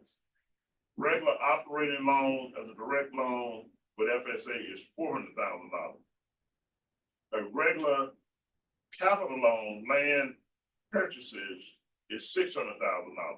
That's a total of $1 million you could possibly qualify for if you deal with land acquisition and an operating loan with USDA. And I'm going to ask them another question about the Flex program also with FSA. On the micro loan side, $50,000 on the micro loan for operating purposes. That's operating your gas expenses, your labor costs, your chemicals and things of that nature for a micro loan. And then $50,000 that you can get for a capital loan. Say you're getting into micro or urban farming, and you got an opportunity to buy 3 or 4 lots. It may be 3 or 4 lots right together. And if you've been raising a garden to show proof of that for that 3 or more years, then on the capital side, you could probably get that $5,000 or $8,000 and have a, 30 years repayment time period, 25 year repayment time on that $10,000 to buy up some of the lots that may be available. The city may even have some lots of their sales. Possibility. Now, you know, sometimes the city has property that they have available because they're condemned or whichever they'll sell. But that's how the financing portion of it work for the FSA. Now they have, I'm thinking they're calling a flex program, and so they create your own program and how you're gonna make your payments over a period of time. Exactly how does that program work? Well, that's a new program. We just got it here September 25th, and they're still trying to get the bugs and continue to fine tune. But what it is, once we create a plan for you, we put your actual income and expenses inside that plan, and it gives us up to 4 different options. And it'll go red if everything is not, if it's green, it shows green. If you got three different types of payments you can do. You get 7 years of equal payments. You can get two or 3 years of just pay interest only, and then after that 2 or 3 years you pay normal payments. Like I said, that program is just we key it all into the system, and it tells us what your actual payment is going to be, and then we go back actually to the borrower and say, okay, this is what we came up with. You have a choice where you can have 7 years of equal payments, or you can have 3 years of this type of payment, and the remaining years of this type of payment with interest on it. And all, like I said, that program is new, and we're working all the bugs out of it. At this point, I hadn't had one yet, so I'm waiting on the application. In other words, they have not executed that program yet right now, but that is a program, and it's all built into what they're trying to deal with underserved population one, and this whole issue around disparity in relation to underserved community. Now, the flex program, that's both on operating loan and capital loan. So it's not on, and I want you to be very mindful of this, people, because we have been using this terminology for a long period of time. You got to pay all your operating loan back at the end of the year. This is a new program they're out with. So, when they call it flex program, a term loan, so you may have a $50,000 operating loan. If you fall into the flex loan eligibility program, you may not have to pay that whole $50,000 back at the end of the year. You set up and how that schedule works over a period of time. Is it really new? It's new, but it's not new.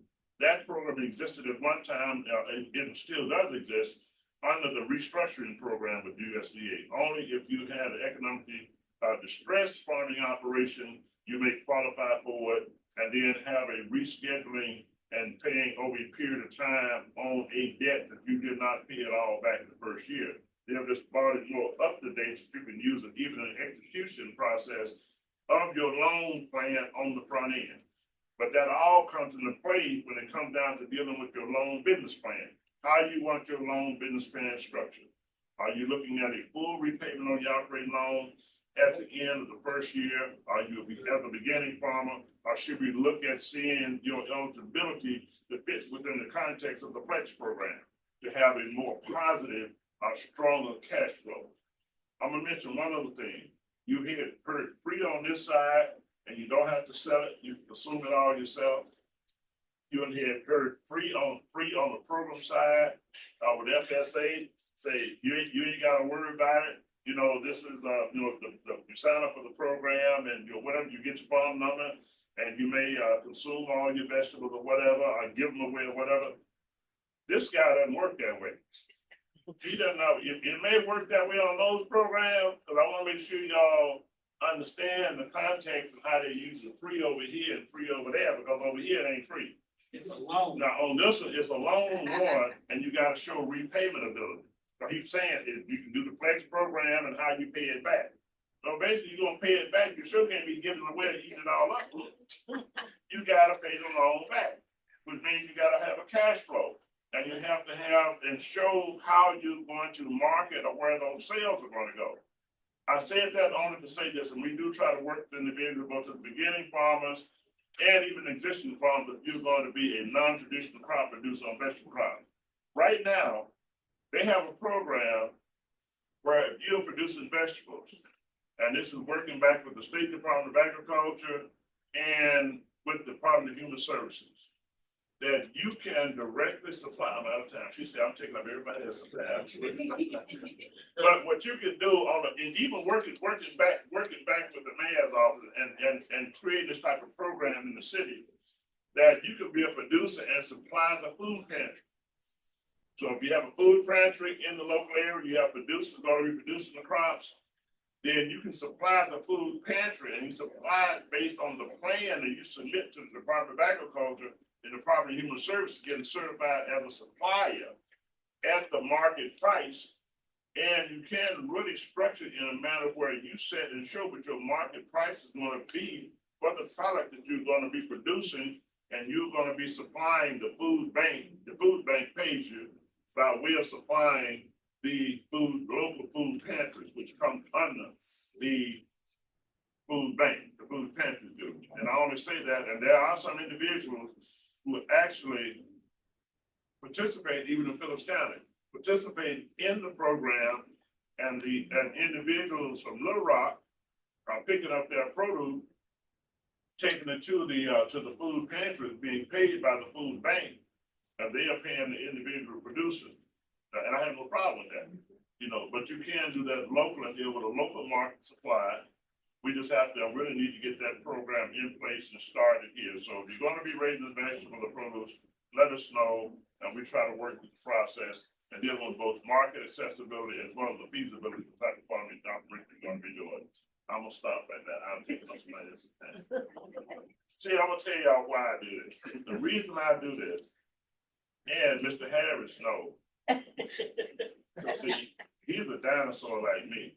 Okay, we used to do these programs without even having any agencies here. Mr. Willie. See, but we don't do that no more. So we used to have to talk about. We had to stay on top of every program that every agency was doing, and normally be myself and one other guy, and we would talk about until every program. And it had pass outs, but I like having you guys it better, because we don't have to pass out and do the information part of it. And so if I say something wrong, I can blame y'all.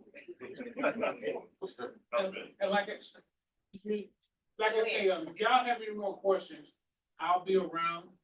Y'all ask me or call me. You can come meet with me individually. Like I say, I'm either here in the Lee County office or the Phillips County office. You can call and make an appointment, or just drop by. And if you have a question, I don't mind answering. If I don't have an answer, I'll find an answer. How you refer to All right, we want to thank Kevin and Stan. I got it there. All right, next we're going to have rural development, and thank you all for being so patient. All right, Seth. My name is Seth Harrison. I'm with USD Rural Development. We got just a few programs to go over today. We got upwards of 70 programs that we have available to rural development. I've worked for rural development for about 6 years now. I started off in the single family housing, and now I'm in the community program. So I'll tell you a little bit about the single family and also our business and industry programs. As far as our single family housing programs, we have direct loan program where low and very low income applicants can apply for direct loan to us. It goes to rural development. There's no bank involved. It's limited to individuals that are considered low and very low income. So for this county, low income would be anyone whose total household income is $51,250 or less, for up to 4 people in the household. If there's more than 4 people in the household, that income limit can go up to $68,800. Our loans, they can be used to build a home or buy an existing home. Standard repayment term on those is 33 years. Right now, our current interest rate is 4.65, which is just a little bit lower than a lot of private banks offer. We also have what they call payment assistance. So we have an applicant, they're very low income, it might be harder for them to afford a home. Full development will actually subsidize the payments when we pay some of their monthly payment with them, just to help make it more affordable. The back end of that is once the loan's paid off, we might ask them to pay some of that assistance back, at the end of the month after it's paid off. As far as the restrictions on the home, we don't have a maximum square footage anymore. We used to, but we don't anymore. We do have a 400 square foot minimum on square footage. Otherwise, you start getting off into tiny homes. Rule development hasn't caught up to that yet, so. The home just has to be what's considered a little area. For Lee County, our entire area here is considered rural. Really don't have to worry about that unless you get closer to some bigger communities like West Memphis, Little Rock, Conway, those types of areas. As far as the lot restrictions, generally we don't do anything over an acre or more.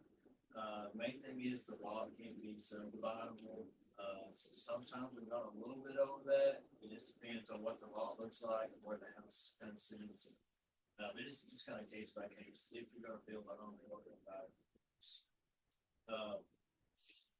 As far as the construction process, we don't have any contractors that we can use. We don't have any contractors on it. It's just whoever applies, if they're eligible, it's just a contractor that they're choosing. It's their also licensed contractor, kind of make sure there's no federal fees or anything like that. Go that route. I'll back up a little bit. As far as applying for loans to us, just get a hold of us at our Fort City office. We can either mail you out an application or email you one, or if you're close by, you can always stop in and get one from us. And just fill out the application. We'll need some income information, like what your household income is. Bank statements, that sort of thing. We'll do credit run, you can see what your credit looks like, and determine eligibility from there. As far as credit requirements go, we're not real stringent on those. If someone has a credit score of 640 or higher, we can kind of glaze over their credit. We don't have to look at it as deep. If someone has a credit score under 640, we might just have to look at it a little bit deeper. We might have to, if you're renting, you might have to just get a reference from your landlord if you go in on time with rent, or not to go to the water department, something like that. Go up to the utilities on time. And just get what we call non-traditional references that way. So once we get all that in and see if you're eligible, if you are, that's when we kind of give you a loan amount relative to what your household income is. You go from there, but you want to build a property. I will say too, as far as building a home, I know it's really Arkansas, like statewide, but also in this area, a lot of people, if they do want to build a home, it's kind of hard to find a contractor. A lot of contractors, even if you do find one, that may not want to be out all that money while they're building this. Rural development, we pay in stages, but the work's got to be done first before we pay. And we don't pay full amounts until the home is finished. For a lot of contractors, it's pretty tough. It's hard to do that. So if someone is interested in building, I would encourage any builders or anything out there to consider what we call a conditional commitment. That's where if we have someone comes to us, they want to build a house, they apply with us, they're eligible. They find a contractor and he can build one, but he can't be out that. When they already can't wait on USDA or these time scale to be paid, he can always do a conditional commitment application with us. They pay a small fee to us. We make sure everything's good with the builder, and we issue a letter, a conditional commitment letter, basically saying, basically you can take it to a bank, and it's a letter saying RD has an applicant on standby that's eligible for a loan. This would be for the construction of a home, and this contractor can take that letter to the bank, where he can get his own loan to build the house, probably with a private bank. And so this way, it's not waiting on RD to pay up the state, just like we do. He can work with a bank that pays a little bit more readily. And then when the home's finished, the contractor just let us know, and we pay them all in one lump sum with loan closing, and then the home like that. The applicant actually buys the home after it's built. And so that contract is together. It works out really well. Certain parts of the state, there's whole neighborhoods have been built that way. Like So if there's anyone out there interested in building, you might think about that, it's a pretty good option. Other than building and buying home, we also have a repair and loan and grant program. It's limited to very low income applicants only, so for Lee County, very low income of the 4 people in the household is 32,600. And if it's 5 or more people in the household, the income limit is 43,050. So as far as our loan and grant repairs go, we usually try to use them to take care of any health and safety hazards. That's our priority. With the grants, we try to take care of major health and safety hazards. Those grants are only limited to applicants that are 62 years of age. That grant goes up to $10,000. And like I said, we try to take care of the major health and safety hazards. So if your heat and air's out, we want to try to take care of that. Your roof, anything that you need to make the home livable, basic needs you have to have. So rock floors, that kind of thing, typically be what we take care of. With the loan, we also prioritize health and safety hazards. It's a 1% interest loan of 20 years. We have a little bit less stringent credit requirements on that. Generally, we look for a credit score of 620. Get higher than that, we don't have to look so hard at your credit. Get lower than that, we just do the same thing as our home purchase loans. We just look at, you might look at utility service providers and get references that way, or whatever we can do. The loan can go up to $40,000. It's based on your income. If your income allowance would be above it. 40,000. We prioritize taking care of the major health and safety hazards with the loan, but once those are taken care of, any remainder that you're eligible for, use for modernizing the home. That's, and there again, it's the same as building a home through us. We don't have any contractors that keep on hand. It's just any licensed contractor. So that's basically our single family housing programs. We also have what they call the guaranteed loan. So if you're someone that's interested in what you like a rural development loan sounds good, but you're above our income limits, it's low and very low income. If you're someone whose household income is more than that low income cutoff of like 50,000 to 60,000, but it's still less than 112,000, you can do what they call a single family housing guaranteed loan. So the loan actually goes through like a private lender, but USDA is the guarantor on it.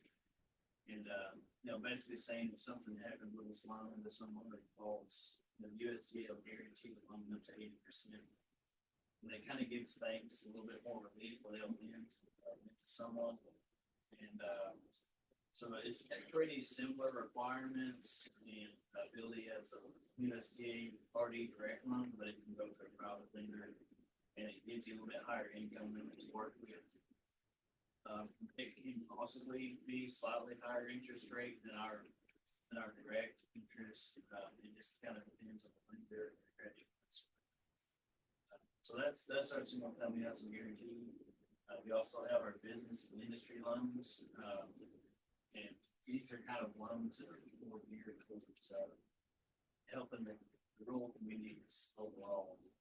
So these go to a lot of rural businesses and look at these loans. The way the process works is they go to, like, if you have a rural business that's kind of looking for some loans or grants to improve, maybe they need training, maybe they need some capital, so expand.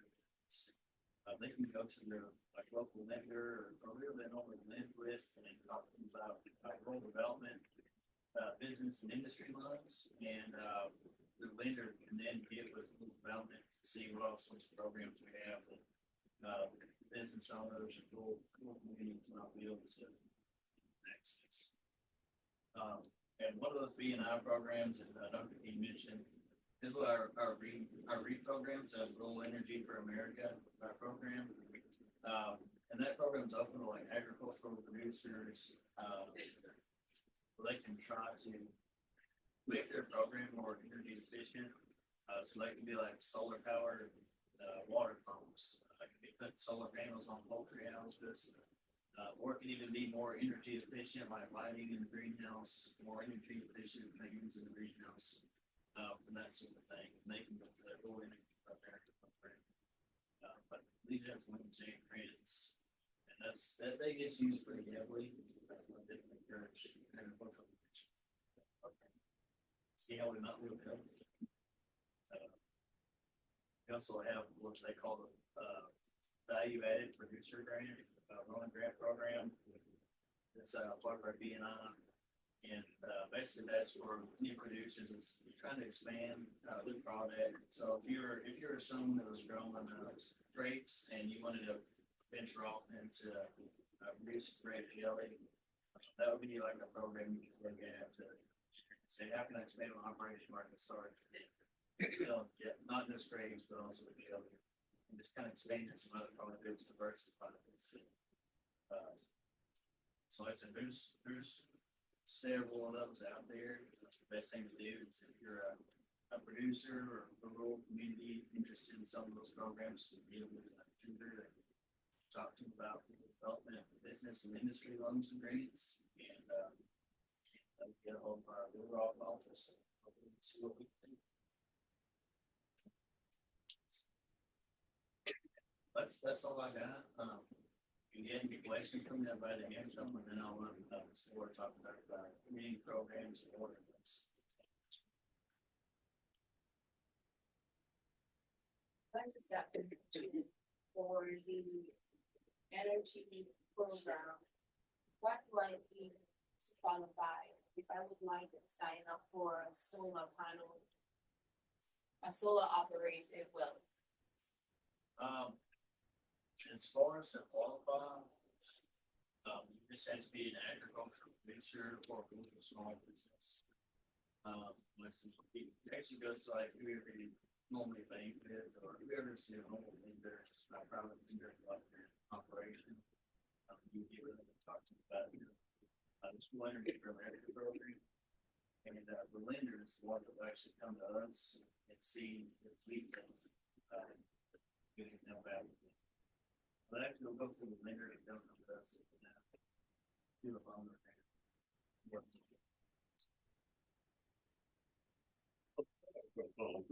One, you had the energy program. The energy grant program, does that apply to community-based organization and public facilities as well?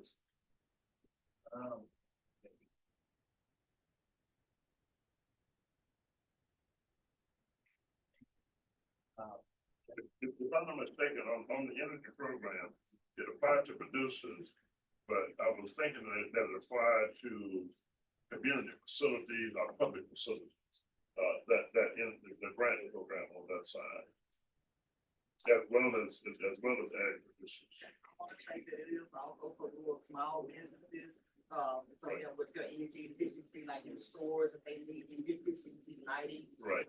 Freezers, Coolers, and yeah. things like that. So Yeah. they can. As long as you're in the rural areas, it's not urban area. I want to show small business, community facilities, they do qualify for the energy grant program. It's not just the individual producer. To make sure we have, we do have some clarity on that, for the areas. So the small business people here, I wanted to come back to the added value processing grant. So individuals, make sure they understand, if you're producing horticultural crops, vegetable crops, fruit crops, whichever, and you see you have a market for added value, if you do preserves, start, say you produce some grapes, you're gonna start making wine, then that's a grant, a good wine. But you start to put added value, but anyway, if you're gonna do, my mother used to make the best mustard. But the added value grant program, those individuals, if you say you get your kitchen certified by the health department, get your kitchen certified by the health department, the way you're going to be preserving, making your preserves and things of that nature, And if you're raising these crops, that you're selling to producers, give it to health department, show them how you're gonna operate the kitchen, get it certified, and then apply for the grant for added value. So you can do added value as a producer.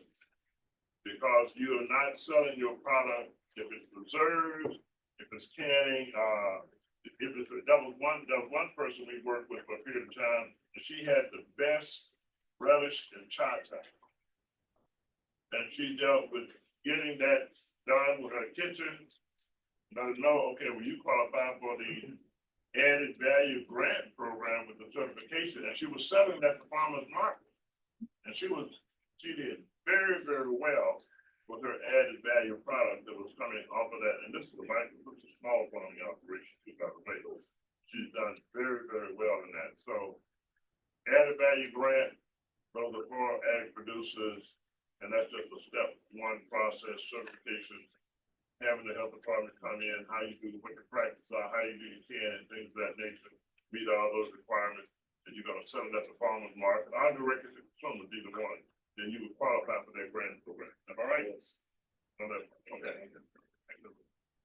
Okay, that's Or, I'm working with USDA development out of the forestry office with Ted. I've been with the agency for 26 years. I'm talking about the community facilities, direct loan and grant, as well as our water and waste program. The community facilities direct loan and grant program is to provide affordable funding to develop central community facilities in rural areas. These facilities can provide essential services for local communities for orderly development of the community in primary rural areas. And but it doesn't include private, commercial or business undertakings. Now, these programs is for our municipalities, such as our cities, towns, and counties, that we basically deal with. We have assisted Mariana before in purchasing police cars. That's some of the things that we can do. We can work with, doing rehab to the city hall, to the police department, fire department, buying fire trucks, things like that. That's what our community facility program, loan and grant program does. And like I said, we may apply with the like public body municipality, even nonprofit organization that has been established, at the areas that we look at can be cities, villages, townships, including federally recognized tribes. We have been having to deal with a lot of the tribal areas now when we're doing this because of the laws that came out in Washington, D.C. So we have to look at the tribal things that's going on now. The population has to be less than 20,000 people or less in order to qualify for the percentage that the city, or town, and county may be eligible for, and that's what we got to look at. These funds can be used to purchase, construct, improve a facility, make major purchases, and even pay related projects and some of those. And some of these facilities can be like healthcare facilities, such as hospitals, medical clinics, dental clinic, nursing home, assistant facility, centers that you've seen around town. We have one in Fort City. No, it's no longer there because of certain circumstances that went on, but we did construct that facility there. We also do child care centers, community centers, fairgrounds, the fire department, police station, prisons, public works with the street department equipment and things like that we can do. We also have the direct loan side. These loans have a loan repayment term that may be no longer than the useful life of the loan, but up to a maximum of 40 years. The interest rate at the moment is like 3.875 on the community facility side. Once a loan has been entertained and they've been made eligible for it, then it's reviewed by our state office person. Once the loan has been determined and approved, then it comes back to me out in the field. They'll get a letter saying that the city has been approved for this amount of money. And we just go from there until we get to a point where we can close it, and then they're authorized to make those purchases. The grant approval, you must be eligible to apply. They must be eligible to apply for that grant though, and it's provided on a graduated scale with communities that that has the lowest median household income, and be eligible for that project with a higher proportion, of the grant funds. Our grant limit on our community facility is $50,000. So if someone wanted to come to us, at a total, let's say $100,000 project, we would provide up to $50,000, on that project, and they would have to contribute a percentage of that. So if Marianne is 75% grant eligible, that means we will put in 75% of their grant cost up to $50,000, and they will contribute the difference of that into that project. On our water and waste side, that program is where we make direct loan in grants to build or improve the central public use facility, such as water and sewer facility, storm sewers, solid waste facility, water towers and tanks and things like that. These funds can be used for construction and non-construction costs, including land, equipment, engineering services, legal services, and interest for the construction of the loan.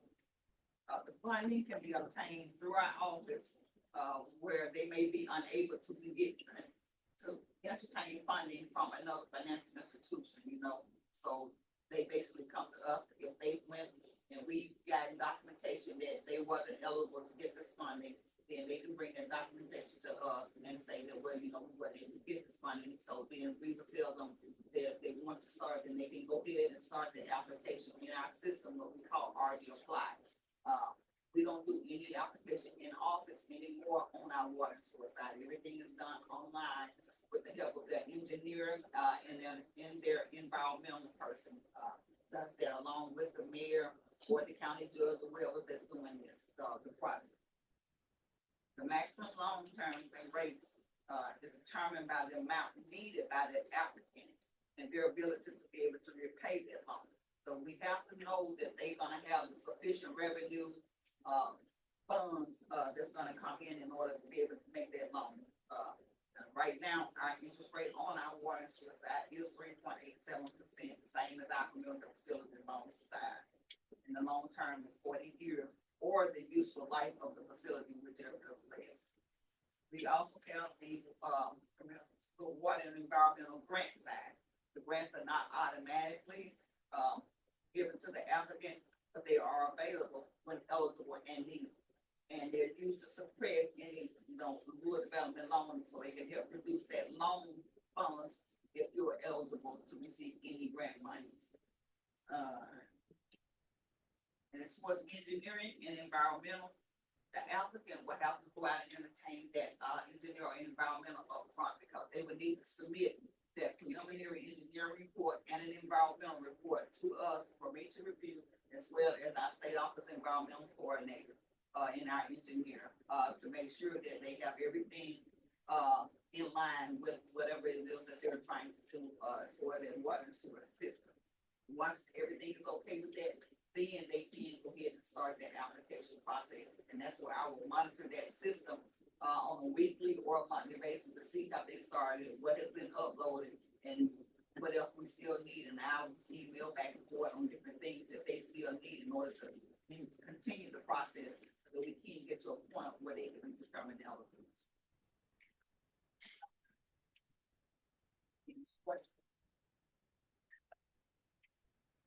Just one, this actually one.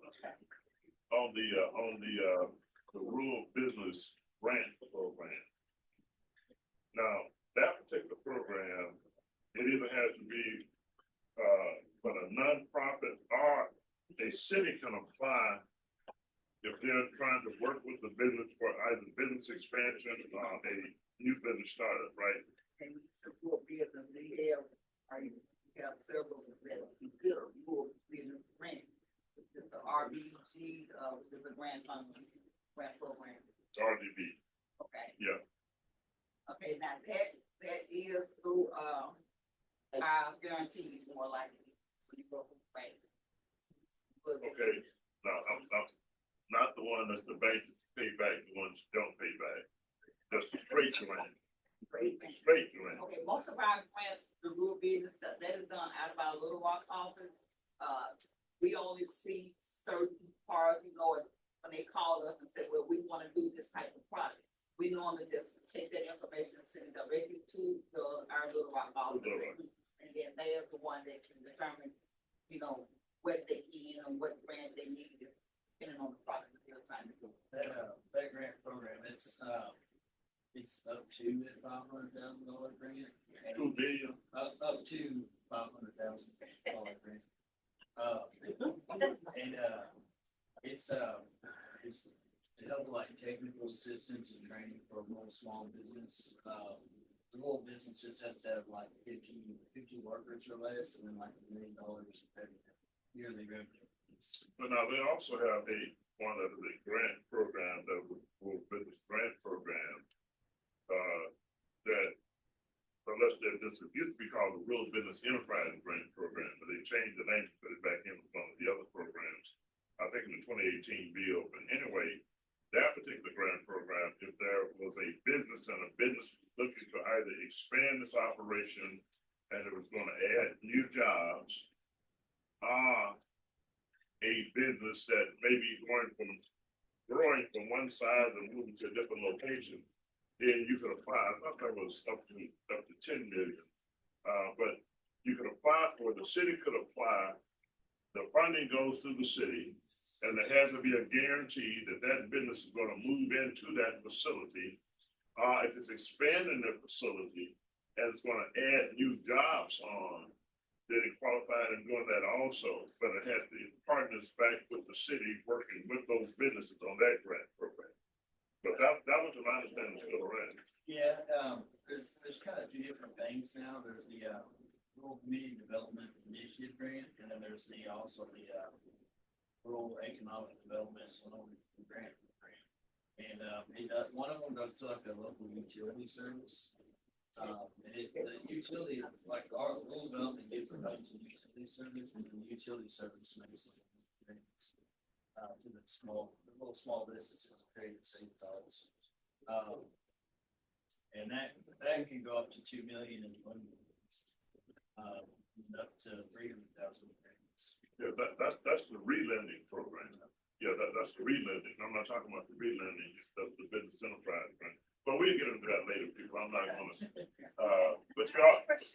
but you all know the call. Yes, ma'am. The city of Marianna would like to remodel an old train depot here in the city.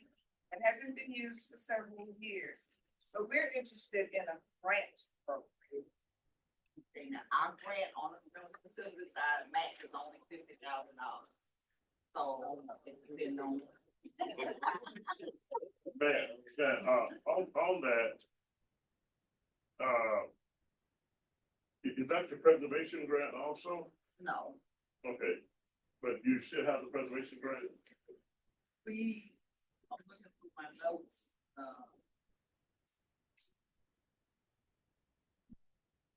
We're interested in turning it into a community center to have meetings such as this or community groups. Because we have the civic center, but it's way out on the highway, and a lot of our older folks don't like to go out there. So we have something right down in the center of town. Many people could walk there.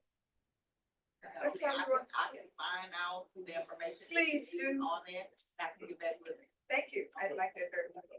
And but Mayor, that also, if you preserve the, like, that's a historic building. It is. It's a historic building. That's why I'm asking about the preservation side, along with the community facility side. And I think it's more funding under, basically, as long as Under the preservation. Yeah, if you maintain the architectural Right, features and that's in what that we want to design, do. yeah, in that design, then they should be able to qualify for more grant funding through that program versus still be through that regular community facility programs under the preservation grants. Our combination of both. I've been told that it did have historical significance that was registered in Little Rock, but I checked and it really doesn't. I would suggest go ahead and get it on the preservation records. If you can, just make an application for that. But I do know that was, and it's really needed for that facility. It is very much. And there's a lot of historic, cultural aspect that's linked back to it as well. Okay, well, I'll get the information that she needs and then I can.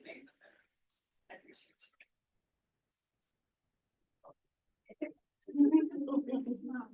Okay, we'd just like to thank each and every one of you for coming. As Doc said, you are the reason that we are here, and we are here for you. Just give us a call at Forest City, Arkansas is 870-594-7000. You will reach Janie Williams or Larry Lofton or McCaitlin Smith. Or you can call the Parkville office at 870-734-1140. So, and we do have refreshments on behalf of Arkansas Land and Community Development Corporation. You have drinks, snack, so take it and enjoy. And again, we want to thank the panel. I do want one other statement. Now, Miss Smith, will you stand up? Yeah, now she's from Lee County, so if y'all see her out in the store or something, and there's something you say, hey, Miss Smith, wait a minute, I need to get to see you right now. Here's what I want to do. So just wear her down. You know, she's young. Yeah, she's young, full of energy. So I want to make sure she's keeping busy.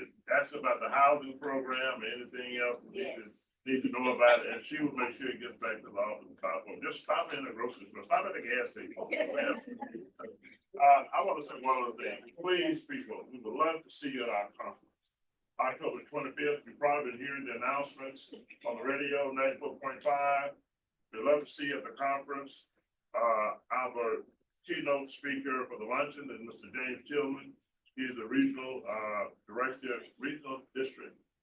Regional district.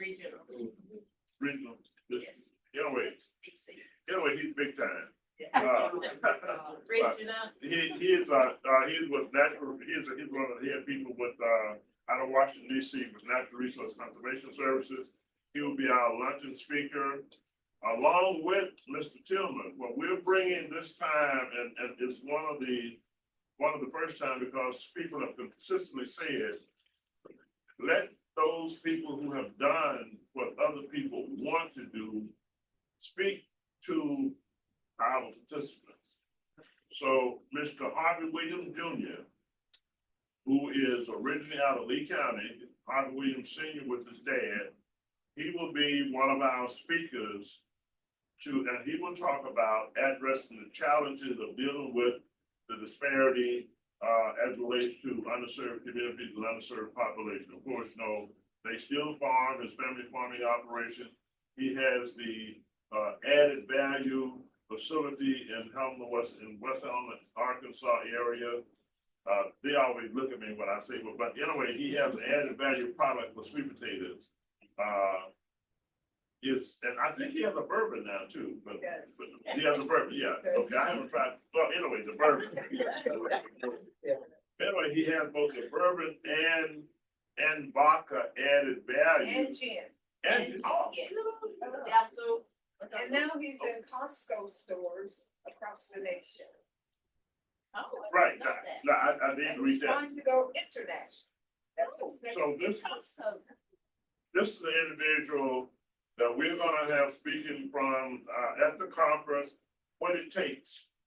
How do you address the challenges and having a plan to deal with this whole disparity gap in accessing resources to achieve prosperity and success in entrepreneurship. So Mr. Williams is going to be speaking from that perspective, along with Abraham Carpenter. Now, Abraham Carpenter, he's a farmer also. He's a second generation farmer. Mr. Williams is the third generation farmer on added value. Mr. Carpenter, Abraham Carpenter, he'll be speaking from the agriculture perspective, being a producer, still a producer, how he dealt with it in the farmer's market and the broader market aspect of dealing with produce. But he also has an added value product he has on the market. I think he's the only African American in Arkansas. Well, he is in Arkansas, might be in the southern region, but he has a medical marijuana manufacturing processing facility. And he has been around with the organization, well, his mother, his father, actually ever since we've been in business. I've known him over the years. He's, continues to move forward in what he's doing. and Mr. Williams also, and when they were younger, both of them are younger than me, but of course specifically, but they have shown what it takes to succeed and to achieve while addressing the challenges of achieving prosperity and dealing with this whole disparity gap, or the gap as relates to economic development and economic prosperity in our community. So I really hope you all come on the 25th. It'll be at the Brinkley Convention Center in Brinkley, Arkansas. And we have some of the best caterers. We can have lunch today. We can have some of the best meals for that day. We're gonna have a continental breakfast and we're gonna have a great dinner. But we're gonna have now we'll be looking for you. We definitely have everything, and we guarantee you, if you come, you will get something from the program. That's what we have to present for you. We have a grand program agenda scheduled for that day. And the Carpenter family's Farm Family of the Year at the time when I served on that committee. Which is Oh, really? When who was the farm family? Carpenter. Okay, you were on that committee? Okay, good. Yes, right. He was farm family of the year also. And these are just, and if you start to notice our newsletter, we have, it was recommended to us by a member that we need to feature and show our landowners more and those individuals. Mr. Carpenter was recently featured in the Advancer, the last issue that came out, and we'll feature some others as well. We have had some aspects of Mr. Williams. I think he's coming up soon also, and a number of others. And we go out and we just try to, if y'all have somebody to recommend, we're really trying to display that more with the success and what what the African Americans are doing as it relates to business enterprise. My last point, we're also working with individual housing clients again. So Mayor, anyone in the Mariana area, we're trying to actually put together an incorporated program that will entail an added partnership with USDA Rural Development renovation program dealing with affordable housing. And that it's going to require us having a closer partnership with the banks. We recently entertained Federal Home Loan Bank that was in Forest City. That was the reason for that. And for them to take a look at, looking at 5 counties, D County included, to use that grant program as a part of the affordable housing program for renovation on the 504 loan program and the grant program. So if you haven't, well, I know we have a need in Eastern Arkansas. We're just trying to address that need more as it relates to housing. So call the office, Forest City office, or the Fargo office, and get the information, and we'll try to work with you through that application process on housing. Please leave your evaluation forms and the client forms. Client intake forms, please leave them with us. Because you, as we said, are important, and we want to know how we meet your needs and your interests as well. Is there any questions online? All right, thank you all. Have a safe one going back.